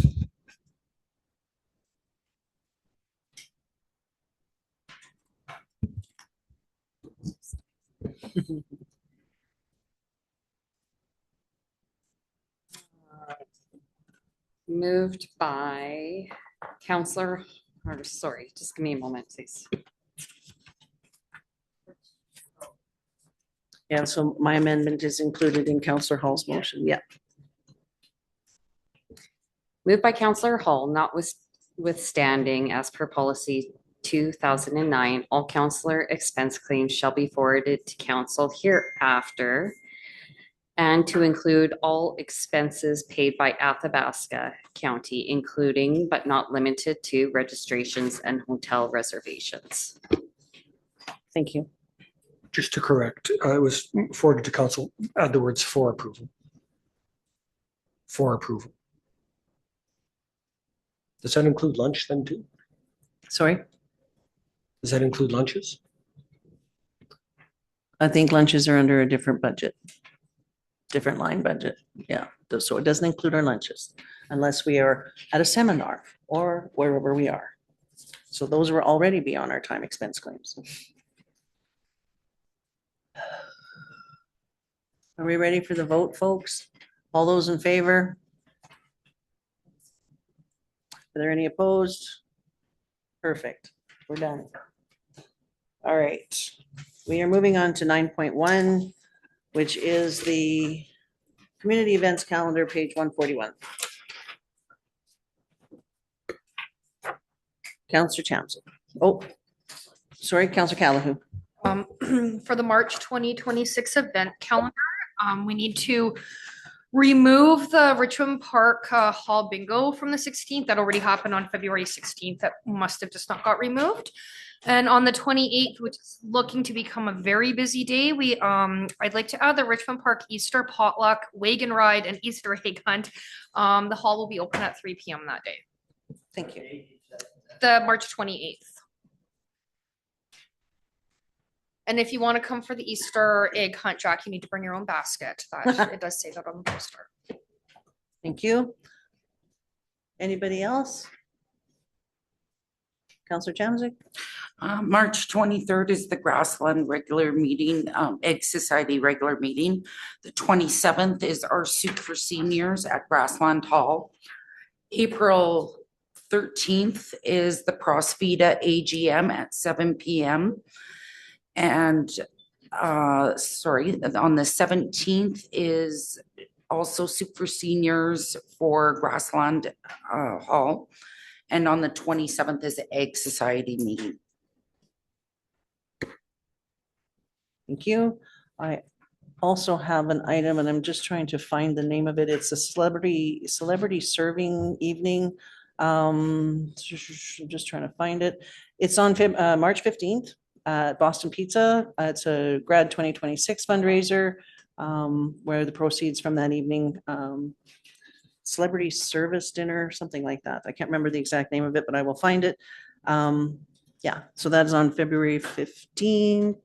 Celebrity Server Night at Boston Pizza, 5 to 9. That's what it's called. March 15th. Thank you, Councillor DeHolick. March 15th, 5 to 9, Celebrity Server Night at Boston. They recommend reservations because it is quite a packed evening. Again, that's for a grant fundraiser. Are there any other items? Go ahead. Okay, Councillor Chamzik would like to move that we approve the event calendars as amended. All those in favor? Are there any opposed? Oh, I've got Councillor Kapitanic now on Zoom. Councillor Kapitanic, are they there? Being that It's so hard to unmute on my phone. Yeah, I approved the calendars. You're good for the event calendar. Okay, so that's 9-0. Thank you. 9.2 is our council meeting calendar, page 143. Go ahead, please, Councillor Campbell. April 13th is the county library meeting. Okay, thank you. Anybody else? Councillor Hall?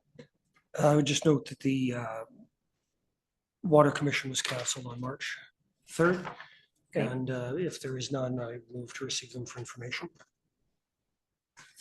Okay, I'm sorry, you would like to put the motion? When we're done, okay. I also would like to add, let me see, March, where are we at here? Today, March 12th, we have an RCMP meeting at 2:30 to go over the priorities with Staff Sergeant Hall before he leaves with his successor, and that is including Mayor Blais as well. And I believe that's all I have.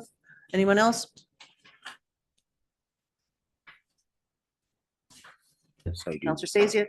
Yeah, there's Blue Heron on the 13th of April. Heron 13th, and at 1:30. 30. Thank you.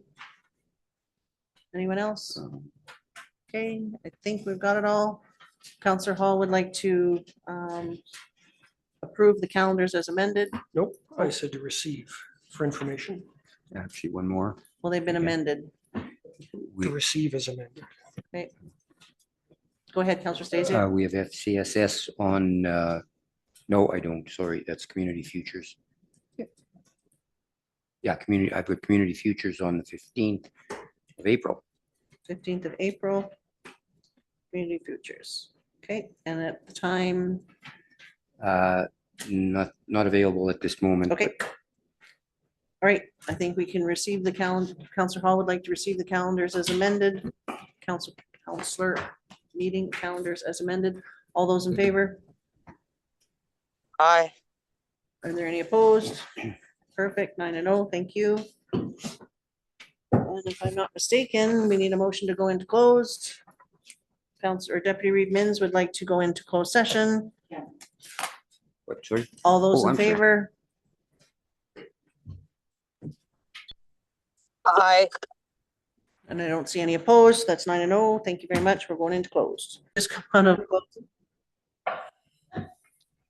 We've just come out of closed session. We have one motion to make for item 13.2, and that is Deputy Reeve Mins would like to direct Reeve Holland to forward an invitation to Mayor Belay for the town of Athabasca and Athabasca County Councils to meet regarding Waterline West.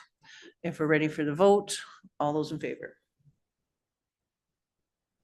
And I just need to hear from Councillor Kapitaniak. She's raised her hand. Good enough. Yes, sorry, just had to find the button. Aye. No opposed? Perfect. And I believe we can adjourn this meeting at 2:21. Thank you.